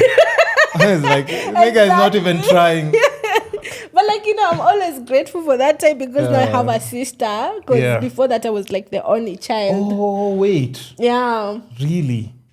Yeah. So I was 11. I was in class 6. I've remembered I was 11. So your mom got pregnant. Yeah. And even by the time he was going, my mom had not realized she was pregnant. What? She realized she was like, how can you be a blessing and a curse at the same time? Literally, and that's why I always he blessed you guys with something like also special, a sister. And that's what life has come to show me. Every time I have gone through anything that is hurtful and traumatic, it's always like a blessing in disguise. And at that moment, it may not feel like that because even when my phone got stolen, that whole situation ended up being like a blessing in disguise. Even like my dad coming and like doing that. Now I have a small sister. But you can say he did one good thing for you. blessing me with my sister, but he's not a good person. No, we're not talking about him. We're talking about sister. That's a blessing. I love my sister so much. That's interesting, and I hope imagine also he has never seen my sister. He doesn't even know like how my sister looks like. I've never shared I've never shared really this. Yeah. But I'm just saying, like, you see that it goes back to what I was saying. I don't understand how people do that and sleep comfortably where they are. Exactly. But I understand what you're saying. You wouldn't need closure for that. But maybe, there's no maybe, imagine. Okay, it's like just a little, like, I'm not just saying psychotic just to say, like literally like a psychopath. But the thing is, like, I also know a few people who are like that. And it just never makes sense to me because also, like now, if I go to the women who always pick those guys, it's always women who are like sweet. That's the thing. Gentle. That's but the I thing. just don't understand how. Because that's the character that people who have that type of personality like. Somebody who is agreeable, somebody forgiving. They'll identify that and take advantage of that. Who is persistent and resistant, somebody who is so forgiving. Because, you're just going to... True. So that's what trauma bond is. Yes, actually, that's true. There I can't even... No, that makes perfect sense. Because you'd see and it would happen again and probably maybe again. Because but you look at the person, you're like, they don't deserve that. They have their own wounds that are not attracting because you don't attract who you are. You're what you are allowed to stay in your life. I know the statement is normally like you attract what you are, but like it's in terms of like, you see, this is it's a whole psychological. Like, no, just touch on top a bit. That it's gonna take like we have 30 minutes. Yeah. But we have. Hata sijui tulianza hii conversation. It started from I don't know. No, but we touched on content. We've touched on finance, and we've talked about Nini. But we can switch it up here because at least we've mentioned. Mambo ya dating hata sijui tuliachia wapi. It has been like a whole thing. What kind of girls? What's your type if you're looking for a woman? I'd say like I've grown, but most right now, is it okay for me to say I'm like somebody's gonna listen and morph to that thing? No, why? Okay. You know, people sometimes like you have to watch them and know. But we have to have this conversation. Okay, I've told you like the guy who came and represented on Pride Week, we talked about him now. Everything. Yeah, and you can only imagine it wasn't a girl. I brought a guy.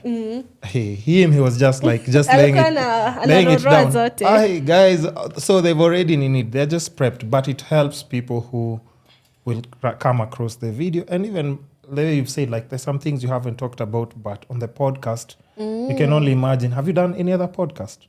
No. Nobody has invited you for a podcast? Yeah. You see how Nairobi people are? know. You see what we're talking about, like how they select content. But because if somebody is already doing something unique, you wouldn't want to know about, like, me when I was told your story, I was just like, immediately.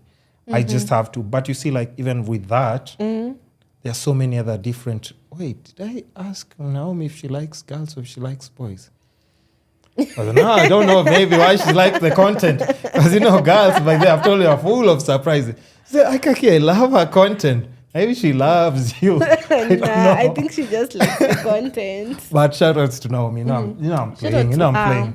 Yeah. So, I was talking about like, we talked about, the kind of girls maybe that you would. For me, mostly it's like about personality. Like, of course, I'm gonna have to be attracted to you, and then now on top of that, personality. Somebody who is like kind, empathetic.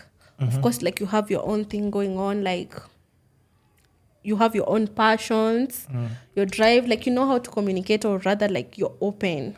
Yeah. You're open. I've come to learn. People think just because you're a lesbian, they just think because you're two girls, it's just so easy. I think it has to be hard.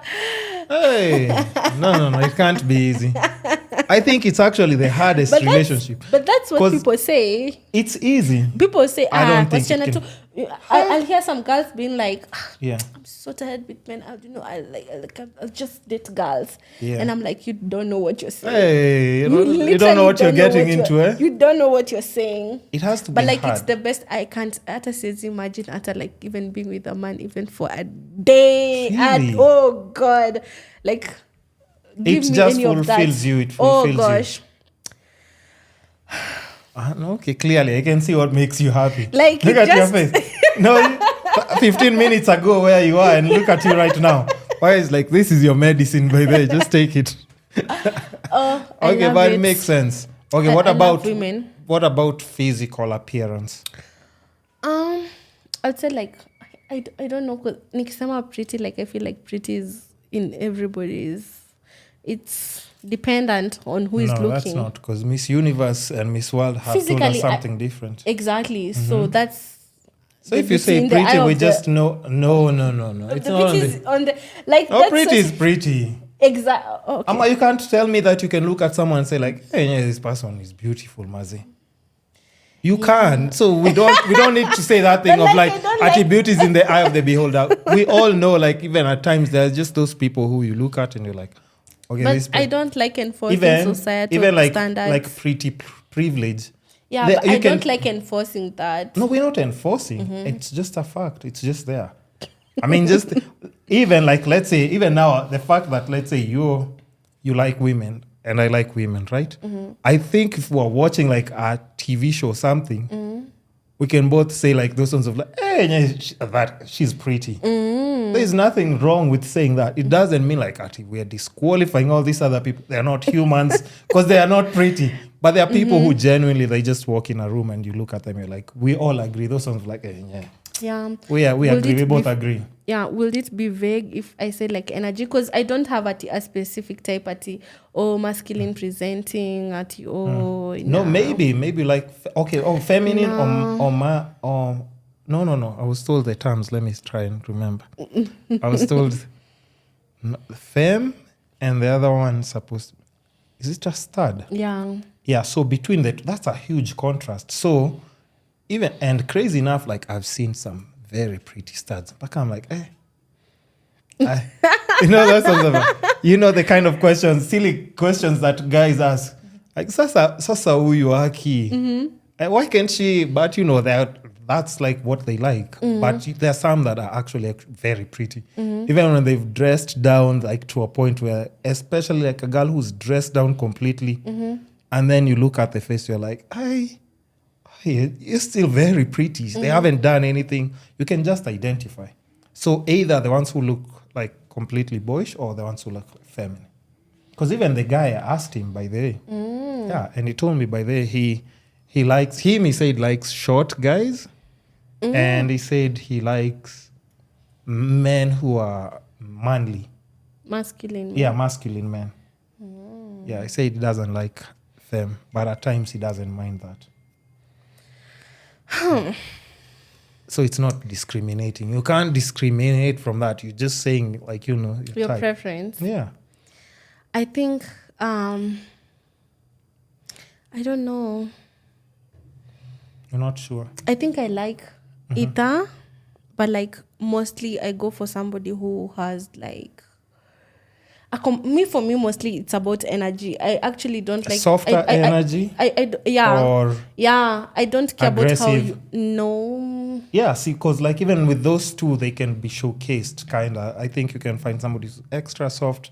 Okay, feminine energy then. Let's go with energy. Not just feminine energy, because I don't know how people define feminine energy. Come on, we all know that. Come on. To me, because I'll tell you as a guy, I don't like rough women. Like what just is rough? Rough. They're just like pushy. You know what we're talking about. A pushy supervisor and a soft supervisor. Let's go to workplaces, Sasa. Maybe you'll understand what I'm describing. But a girl who's just soft, who's like nice, the way you've described your mom. You've described her. Describe my mom? Yeah, you've described her as caring and forgiving and all those things. Oh, I would want a partner we were who's talking like about women who attract people with certain personality styles. I'm not a psychopath. Let's start with that first of all. But I'm just saying that's nice. Not even women, because even unajua there are also women who are like that, and men who are like, true. And actually men who end up exactly. always. It's the vice versa. Actually, I know now. men who actually attract just psychos. Exactly. Oh, okay. It makes sense. You know? Makes sense. Yeah. Okay. So I would say my type, I don't have it like kuna pia stems, people who are like between. Yeah, I was told about that. Yeah.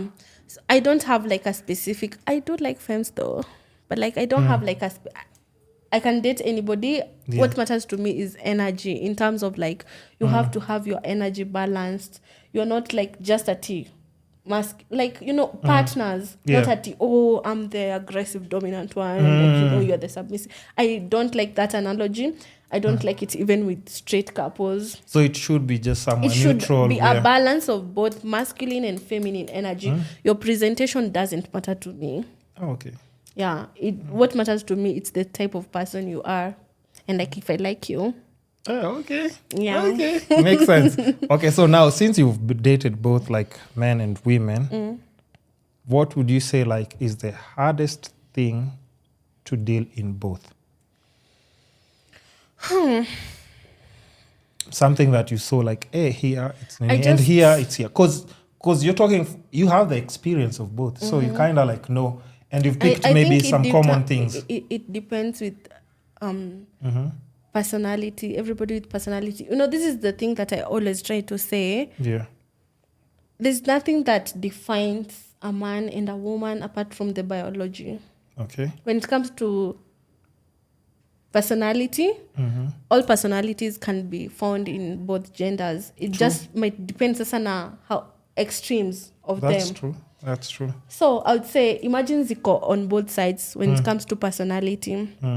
But okay, Mimi just any man trying to tell me to do something was just giving me the ick. Now that's where the feminism comes in. It was just thou shall obey their man and thou shall obey and respect their man. Nah, oh God. Like, hell no. Hell no. No. But I'm always joking about this with my friend, and she knows like, we always have constant debates, because at least I know I have somebody that I can always share that conversation with, especially when it's coming from a female's point of view. And then there was also like a lady who posted like a video about this, and she was saying about how there's a specific region in Central where a lot of women have not been taught how to. No, hold on. I'm seeing you, bro. Fix your face first. And be patient. Can I finish? Okay. Have not been taught how to treat their men. What? No. And I'll tell you also, like on my other side, like for my case, my argument was, I was trying to tell her, like now my friend, forget about the lady who had posted this video. I wish I had that video, but it would have made sense because I'd have played it. And then you tell me if it's wrong or right. But I was telling her, like, for me, I wasn't trained as per se on how to treat women. I just know how to treat women. What feels because right. It's who you are. Yeah, but I didn't need to be trained. Exactly. Right? Exactly. So it's just something that I know, like, do these nice things to women. They'll be happy. They'll feel more secure. They'll feel everything. I'd want to be like, the thing about 50-50, I'd want to be the person who provides everything, takes care of everything. So even if I was looking for a partner, if she wants to work, well and good. If she wants to explore her business, entrepreneurship, well or good. But I can't pressure her to do like the 50-50 thing with me, not unless that's where we are. We found ourselves both were there, but I would want to be to protect and provide. Because I've seen all these things, and I've seen how it has hurt some of the women that are around me and how it impacts their life. And I can only imagine... in terms of? Just friends who can come like even maybe to the podcast and say like, by the... fuck that guy, but they would never want to see... And they're talking about their dad. But I'm like, hey, wait. Because it's many. If I was to do like a compilation, I'll do a compilation on Father's Day. And then you just see. I'm like, what? How comes it's this bad? So if I want to be able to be in a place where if like I get to marriage, I should be able to do better than what I've seen other people have done wrong. And I don't think it's that hard. that's why I'm shocked with the big numbers of a lot of people who don't have like fathers present and they just didn't care. You know, there are those ones who like, okay, parents are not getting along. But there are those ones who just like disappear or do something crazy and then disappear again. So those ones are many. But back to what I was saying, that lady who posted the video, she was saying like a lot of women in Central haven't been taught how to, one, respect. Number two, obey. Number two, obey. Obey. How shall obey? Obey. Shukisha. Obey their men.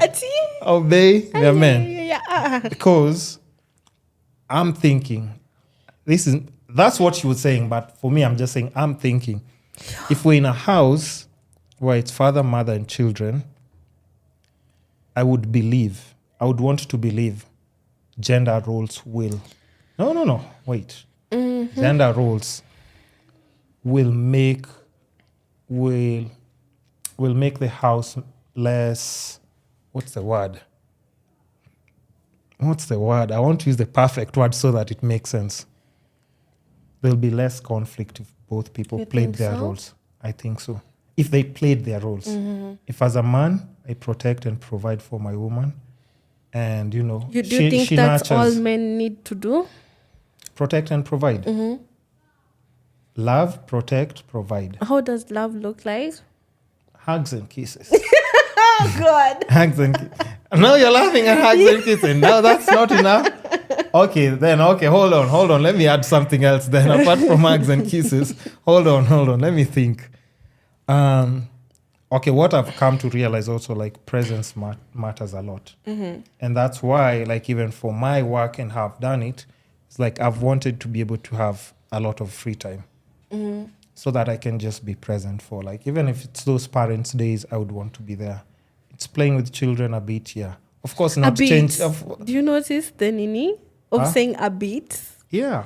A bit? But I'm just saying it from where... No, listen. Well, isn't a bit better than these guys who are disappearing? It is better, but that's like kind of like... No, but what I'm... bare minimum. No. You know, in what way I'm saying? Like, let's say... That's what I'm saying. Like, even now with the economy, how many parents both can afford to be in their kids' like parents' day ninis? Because everyone is constantly working. Everyone is constantly working. But I would want to be able to, like, even if it's sports day, yeah, I'm going there. I'm representing my kid. I'm running. See at like, okay, now it's the father's race. The dad is not there. I am mom's race. Mom was supposed to be there. But now, because she's doing, like, all the work to support the family, she has to be at Jobo. So she's not there, your parent doesn't. So I'd want to be able to fulfill those things that would take a bit of weight off my wife. So would you like change diapers? I'm not changing diapers. You see, that's the problem. But no, hold on. It's just because I don't think that's nurturing for a man. What do you mean? You know, nurturing is not exclusive to women. It's not, know that? But I would want, you know why I've said, no, listen. Who does it better? No, that's not a thing. Who does it better? No, because women have been forced to do it. When you do something for so long, over time you start getting better at it. It's not a women thing. So you want the guys this conversation to cook and clean? Yeah. If it's 50-50, it's 50-50 in everything. Which part of Central... No, it has nothing to do with that. I just want to know. No, I'm just asking. It has nothing to do with that. I'm just asking. Literally, because I had this exact same conversation with a partner or a friend. No, with like a guy who was dating a friend of mine, and I was there, and like that conversation, because it's mostly I talk about those things a lot. Yeah, and you see, even when I was dating men, they did find me a bit hard because like I'm not the type of woman who will be like you're so submissive. I don't know even what you guys mean by that. Is that even supposed to be a thing? You obey. I don't kisema to Gina. Obey. It's just like, what do you mean obey? What do you mean even obey? Like, Oh God. Okay. Are you like an authority figure? I can explain what that means. Maybe people take it the wrong way. I think we've been told this. Okay, there's somebody who said it this way. At times, women and children, at times, are supposed to be protected from themselves. From themselves. No. Hold on. Because at times, how we view things, both men and women, are different, right? There's something you, as a woman, your intuition will show you differently. But for my case, I'll see it differently as well. And even when it comes to like that thing of protecting and caring for your partner and everything, even there's some situations where, let's say at night, I've been walking with girls. Like it seems like nowadays sense of danger is like something they're not even aware of. I would see a group of men and I would immediately sense danger. But that's how women live. Okay. No, I know. You know? I know. But I know there's a specific group, not all, but there's a specific group of people. If I see you with silver chains and then it's time to cross the road, I do not need to ask you what you do for a living. If just those are accessories, they look nice. But I know what if I'm with a girl, kwani what I do? So now I have to go and get a beating, black eyes. But if you listen to me, we get home safely, right? The two of us. But like, I don't think ati mimi pia, like this is what I keep saying. It also boils down to like somebody's, ata mimi nikiona like somebody who is fishing and it I feel, I'm going to try my best. Even though I might not be able to save myself, I might try my best to at least protect to the best capacity that I can. So I wonder, so biologically, men can have more strength, biologically. Yeah. But when you say you want somebody to submit and obey you, and respect you, not in I'm that. just like, okay, what do you guys mean? Not in the. Okay, maybe those words come off a bit. Like extreme.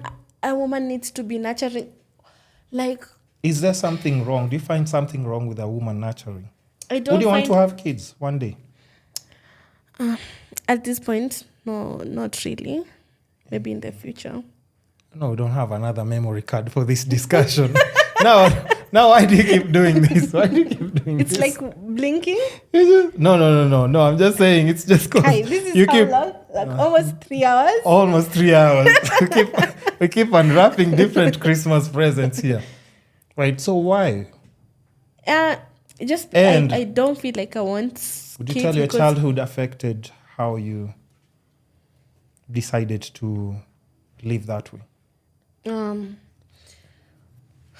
Yeah. That way in terms of?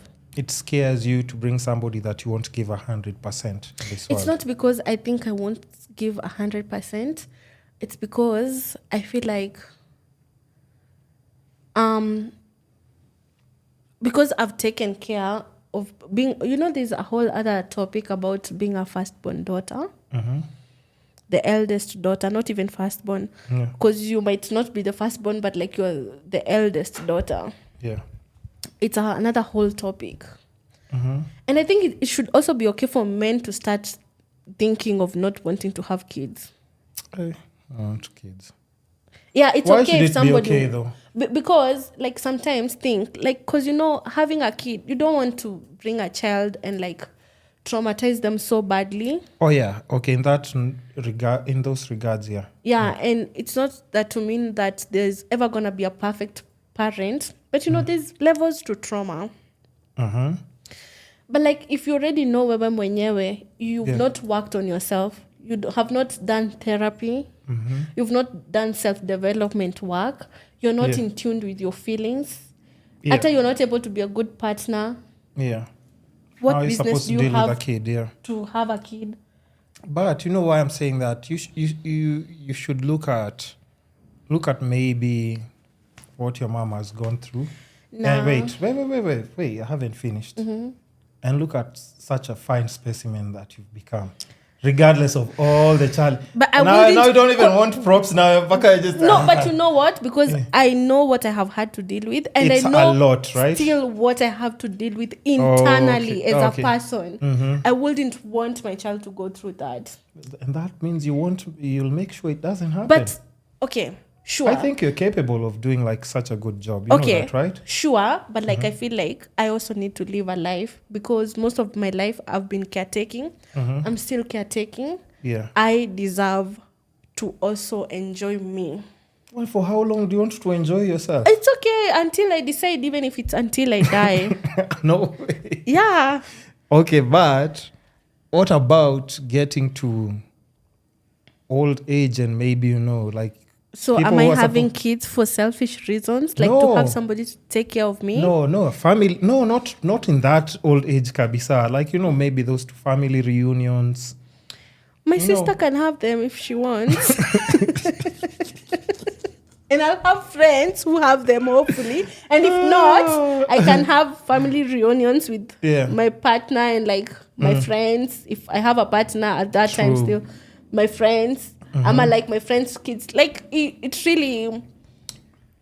I would rather that than... So nothing can convince you to have kids right now? Yeah, right now, no. I'm not at it fully opposed. Maybe when I'm in my 30s. I think you'll be a good mom. I think I will too, but it would also... Coming from where I am right now, it would exhaust me. It would drain me. Even content exhausts you, right? It does, but like that's not a child that I have to take care of 24/7. True. And especially, I think the first 3 years, just no. And like... yeah.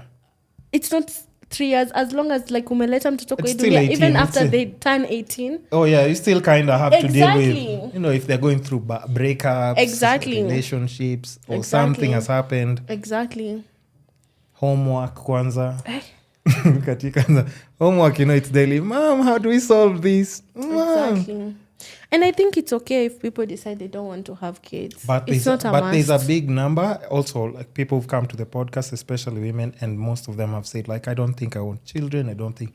And so now it's me trying to convince them. But I understand because pia, like, most women when they give birth, kind of like mtoto anakuwa ni kama ni wako. Even there's a lot of single mothers in marriages. That's true. Like you're married, but like you're a single mother. Like ain't nobody want to go through that. Okay, that's true. Yeah. That's true. But then how about just picking maybe a right partner? But like, okay, sawa, you can pick a right partner, but you can never control somebody's action. What if somebody decides to flip on you years later? Then what do you do? Get another one. You've done that with a relationship, yeah, right? I have, but like you have kids with them. Oh, okay, yeah, okay. That's what I'm talking about. Especially with kids, you don't just replace. True. Exactly. Yeah. I'm just hoping, like, maybe, I don't know, that will be hoping for a miracle, that things start changing, because relationship dynamics right now have become so hard. Even the people that you thought were a good example, you just see them, it's not working out. Yeah. I think we're in a generation where like people are gonna have to learn how to be alone. No, that's... But unless or like do the extreme work, which a lot of people don't like doing work. Or we go back to where women obey. No. Love, obey, and respect them. Actually, if it comes to that, I would rather say everybody to be single. Die alone. Everybody to just die alone. Nah.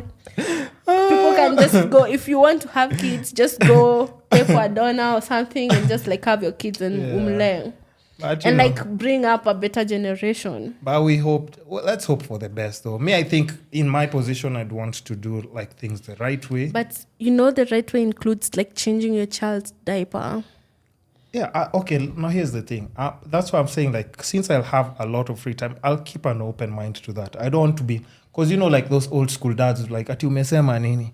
No, let me keep an open mind, but I don't want that to be my duty. See, what do you mean? That's a parent's duty. It's not a mother's duty. I know, but I'm just saying, like, I would want to have that discussion and tell wifey, listen, let me just take care of. And I think that's what partnership is all about. Yeah. No. If you can negotiate with your partner and tell them, like, yo, listen, let me handle this and make sure all this is on point for you. Like, what can I do that I know I'm good at and make sure like you'll never have to even just turn your neck if you to strain a bit doing that. And what do you think you can do for me? And then we just have that discussion. I want to be able to give like 200% of what I'm good at and them to do like Nini. But if that entails me once in a while doing that, no. Listen, once in a while, because like now I wouldn't also want to be like the person who's asking my wife to pay like half of the bills. I don't want What if that. you get a wife who has a bunch of money? That's impossible. What do you mean it's impossible? Okay, listen. Like The chances of that happening. So you're subconsciously looking for a babe who doesn't have money. No. So Let me tell you. It's just what I'm saying with the knowledge of money that I know right now. Even if I had a partner who had more money than me, I would surprise. I would overtake them in the amount when it comes to wealth, because already whatever they have, I can multiply it 2 times, 20 or 40. In terms of what? Financial literacy. I'm really good at it. And that's okay, sikatai, but like umepata somebody right now in Kenya. Wow. There are women out here with money. Let me show you my last post today. I hope I have money. I think that's a bit misogynistic for it's you not, to say that. It's not.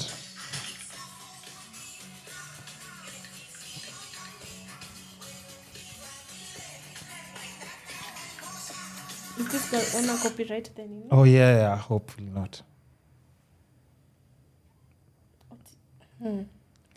But I'm just saying, because you know, money is not supposed to be something that I know money does come with power in a societal level, but on a personal level, it's not supposed to be something that makes somebody be kind of like, I can solve things with money, because not everything you can solve with money, and that's what it is when it comes to partnership. Like somebody might say like, okay, you know what, you do the house stuff, take care of the kids, I'll do all the bills. That's unfair. You're doing actually half the amount of work, because all you need to do is go work and bring in the money. The wife has to clean, take care of the kids, unless you have like help. If you have help, that's different. But when it comes to also most women carry the emotional load of relationships, the emotional labor, and that's not good partnership, because you're both supposed to. That's why I don't like the alpha male content and the feminine whatever content. But you're a feminist. What does that have to do with that? It means suppressing men to... No, that's not what feminists do. You guys don't even understand what feminism is about. What is it about? What is it about? Tell me. You guys, you like hating on feminists. You know what? I don't even understand the definition by the... Feminism is about. Feminism is not there to... Help us understand, at least even with the audience, at least. Oh my gosh. Feminism is not about like putting down the boy child. It is though. It's not. Okay, that's not what feminism tell me what it's is. about. Feminism is a movement that deals with equity and equality of both genders. It didn't, and most of the time when feminism started, it started to empower women. And as feminism grew, it became a movement for equity and equality of both genders. It's just that most of inequality was on women. Okay. That's why most of the pressure was on that. But that's not what feminism is just about. So feminism, it's not about bringing down the boy child. It's because maybe you get called out and you feel like people are shitting on you. That's not what feminism is about. But when we talk about equality, are we talking about like even equity women taking care of equity and inequality? Equity and equality.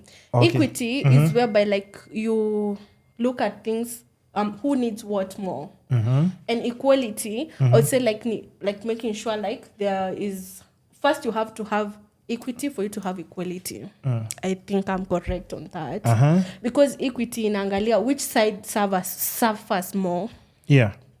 Like, and in history, women have been more, in most areas, not all areas, but in most areas, women have been discriminated, exploited.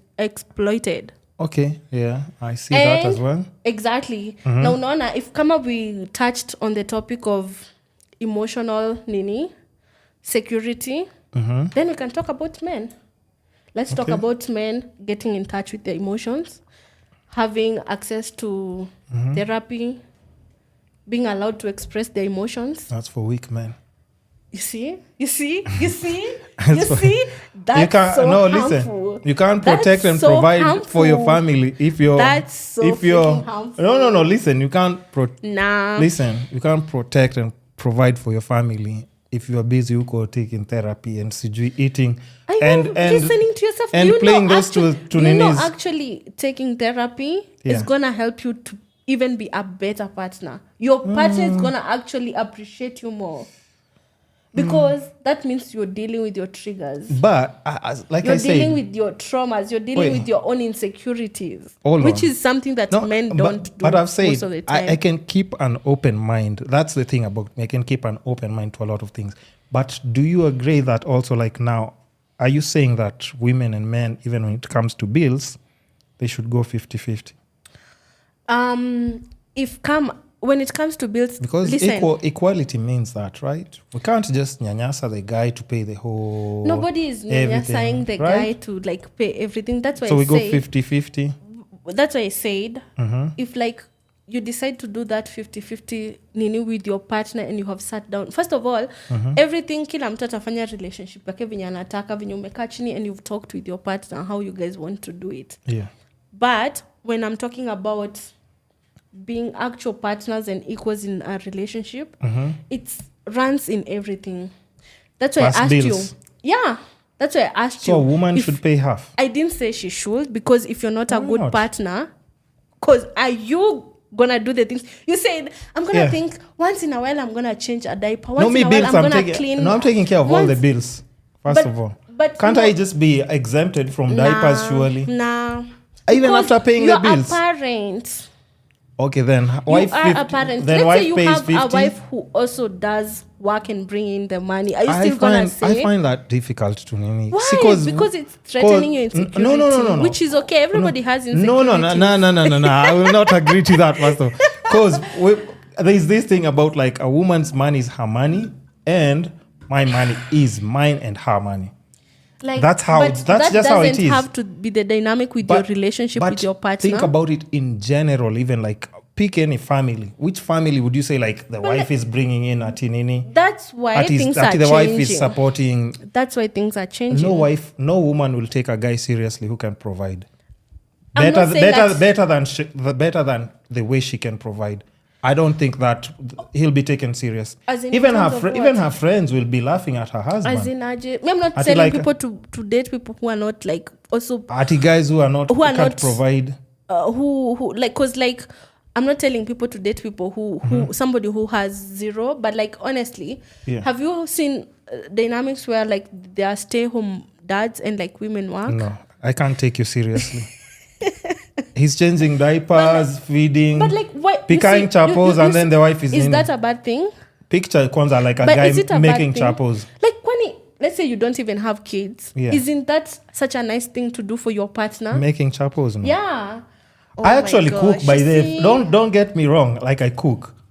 Like but, you guys have feminized certain things. Yeah. Like this is why it goes down to men not we'll seeing call it women. Umama.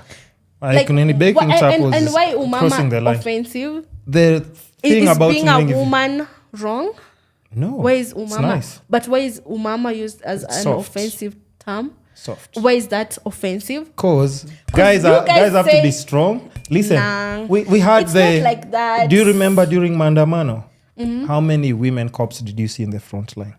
But like I feel like that is... You know why? Because that's how we protect our women. Oh my gosh. You don't put them in the line of fire. And Ukraine invasion war. And people, it still comes down to the things like when shit hits the fan, you still need men to come into terms and act like men to be strong and protect the society. But we're not... You can't say women... Kama men didn't exist. Yeah. Kama men didn't exist. You think women wouldn't do that? They can't. What do you mean they can't? They'll kill each other. They'll just kill it just for the fun of it. And no. Just because. What do you mean? What do you mean? You guys still need us to be there. You guys need for the to balance. do a lot of therapy. Exactly. You see, the genders are supposed to balance each other. Yeah. Balance each other. Yeah. That's why if as a man you're just literally all day, every day, I'm an alpha man.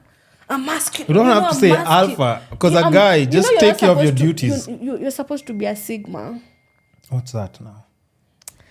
Go and look it up. Oh, you'll give me a term and then I say yes and then Kiambu online. And you see, you even said yes. I don't even know what you said. And everybody is supposed to be a sigma. Does that mean neutral? Yeah. Meaning that you're able to you balance. That you can tap into your femininity. And in your masculinity too. But you guys, when you hear femininity, do you think you need to apply lipstick? Of course. That's not what femininity is. Soft and cry. And cry on your shoulder after a long, hard day. Let me ask you, who said crying is feminine? It's a human emotion. I think we can both agree it's feminine. No, it's a human emotion. I cry maybe when I'm in extreme pain. I've cut myself. No. It's a deep cut. No. But otherwise, it's very I shouldn't be very seen. Healthy. Do you know crying is a form of releasing and regulating your body? Now you're just exaggerating things. Look it up. Eating greens is healthy. Eating fruits is healthy. See, this is why I'm so happy I'm not a straight woman. Because you have to deal with this. Yeah, this is why I'm happy. I'm happy I'm not a straight woman. No, but I understand. And also, we also have to understand that we can also agree to disagree. But the most important thing is having the conversation. Because now I've learned a few things from you. You've learned a few things from me. And we have to definitely save everything else for part 2. Okay. And you see, look. 3 hours. Are we competing with the whole Hollywood movie when someone is watching this episode? I know. Jeez. Okay, but I think it's also just why I like inviting people, is just having different perspectives. So anything that I say, you also have to understand. You would be so happy if you just allowed yourself to do the work. I'm not crying on someone's shoulder. And just allow yourself to be a human being. Would you take a guy seriously if he came to you and cried on your shoulder? Yeah. You see, you've already said... No, I'm thinking because I don't date men, so I'm which scenario would that be? Maybe even in the past, if you just came and cried on your shoulder, you would respect him. Yeah. Would you obey him? I obey Nanya na obey. Please, obey your mother and your father. Not, please. No, that I'm just pushing your buttons. Relax, first of all. Anytime you hear obey, you're okay, no, listen. Now we definitely... Respect each other, fine. We definitely have to wrap it up now because I think we've done a really awesome episode. And we haven't even talked... we haven't even talked about a lot of things. I know. We barely talked about... I know. Okay, so now, but just as we're finalizing, if you're to give, because, your YouTube is really good. Thank you. It's actually just pushing people to see things differently, encouraging people to just start from where they are with what they have, and you're a living example.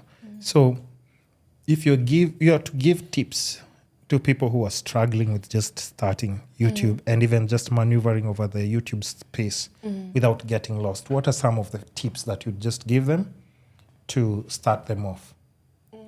Is consistent, this is before you start, before, during, just the tips that can help them, starting. I think is important because that's the one thing that people are afraid of. You have to just start. Don't wait until you get certain thing that you think you need to have for you to start content creation. Just start. Mostly I would say start with things that you like, things that come easy to you, things that you don't have to force out of you. If it's talking, if it's storytelling, if it's vlogs, something that comes naturally to you. And then as your channel grows, you can maybe try to test other things and see how different things works. But because you're trying to avoid that pressure of starting, just start with something that you've always felt. I always say we always feel things. We can always feel this is who we are. Try and start with that and just start. Don't wait, a particular day where the sun will be at the particular specific point. the perfect weather, everything the to be perfect perfect. angles. No, like just start with the imperfection, and you're gonna figure it out as you go. Because actually, nobody is perfect. Nothing is meant to be perfect. I Yeah. feel like, and actually, sometimes from imperfections is where we learn. That's true. Exactly. So start, and then once you start, be consistent. If you're posting on YouTube, post longer videos because of the watch hours. Yeah, and don't be scared. Just do it scared. Actually, let me not say don't be scared. Do it scared. The more you do it, even if you're scared, the more the fear is gonna disappear. And even just one thing to ask you, how do you deal with criticism? Probably because online you'll always find people who Criticizing you. criticize a lot of different things. How do you deal with it, or just block the noise? I think I normally look at it from a point of, is this an actual constructive criticism, or like are you just hating? If you're hating, I'll just like ignore it. But if it's something that anyway, even me, I can see like, okay, this is actually something that makes sense, then Yeah. I'll take the criticism. Okay. But if you just like hating, I'll block. If I'm in a petty mood, I'll respond. But most of the time, I'll just delete and keep moving. Yeah. Yeah. Not true. So now we definitely have to come to the end. Thanks so much for coming to the podcast. Thank you for having me. I mean, and I could tell we were going to talk about a lot of things. We barely have even touched service. We haven't even. So I hope I still get to have you on a part 2 and we can talk about like just way much more. And I think you're the kind of person like if it's talking, hit that record button. Like you can always I talk. told you on my app. We can always talk. So let's save Yeah. something for like, part 2, part 3. But even for now, you just have to, just thank you for coming through. Thank you and for having me. Of course, encourage you to just keep doing what you're doing. You're making a lovely impact on like, especially with women. Thank you. And it's important to also like encourage women to know that there's so many different things that they can achieve on their own, which is a very lot. important. Actually, everything. Which is very important. But once you include a man there, Yo, no, no, guys, I'm playing. for them. I'm playing. Who, me or for them? For them. Even for them, I would still be like, yo. But for me, I'm not gonna ever. No. With my wife, sure. But I'm just saying, like, you're doing a really good thing to Okay, encourage thank you. women to just actually go out and try. And I think just the important thing is like just change their life situations in different ways. That's very special because like there's some people who already given up before they start. Yeah. So if somebody can go back to see your videos from where you started, where you are and where you're going and just still remain focused, I think that's special. And not a lot of content creators get to a point where they're still consistent even as they grow. Some give up. Yeah. Somewhere halfway. They do give up, yeah. And even with numbers, they hit the numbers that they really wanted and then they're just like, it doesn't give me fulfillment anymore. And, I'll always love YouTube. So I think, wait, are there some Kenyan YouTubers maybe that you respect how they move, what they do? Okay, I guess we don't have to talk about that. Yeah, we can. I feel like there's not a lot. I feel like when you're tunajua, like everybody knows them, akuna like a lot of... What happened to Kenyan YouTube? I don't know. I feel like there's not a lot. People quit. People a lot, quit, yeah. A lot. I don't know whether... But like shout out to all the Kenyan YouTubers. I'm still doing a good job. I think maybe... I don't know what I can say happened, but it's not as much as it used to be. I wonder because sometimes we'll go on YouTube and like there's barely like anyone to watch. Like actually true. Because if we had like, let's say a group of like 50 consistent ones who are like, Yeah. But we don't have, like, you can't say like we have a solid 50 who can just be. So it's unfortunate, but probably they've been discouraged also with like, company compensations, monetization. We haven't even talked about monetization, by the way, and everything. But I don't know what did we mostly talk about. A lot of things that matter though. A lot of things that matter and people relate to. And I'm sure like even other questions people can still slide in your DM, ask in the comment section. Yes. And even if there's something else that you'd want her to come and talk about like in the podcast, definitely just let me know in the comments and then I'll just put that into consideration and include it in the next conversation. Yes. So for now, we have to say goodbye, guys. Thank you. Thank you for having me. And welcome. Make sure you go and subscribe to her channel. Yeah. I need more followers. Can I just say, if somebody's queer, like just be proud, be you. Yeah. And you're enough. And you know, like I was biggest supporter of Pride Month, and you guys didn't do an episode. You didn't release anything special. I did it. Really? Oh, yeah. Shout out to you. Oh, wait. Did you do anything special, like content-wise? I always talk about being gay and being a lesbian. So, yeah. That's good. Just like even guide people, like especially like young girls who are trying to figure themselves out. Even the ones who are still You know, there are people who come out even at 50. At 50, though. Even I at think 60. you've tortured yourself for too long. I know, but it's hard. 60. But at least you still come out. Just do it. Just do it early enough. I think 60 now. But just you know, like, it takes a lot of courage for you to come out and accept yourself. So yeah. But I think even in Kenya is still a safe country for people to. Okay, do you think there's some places where, of course, they won't take it so kindly. But I think you can move to different places and interact with different uptown. Places.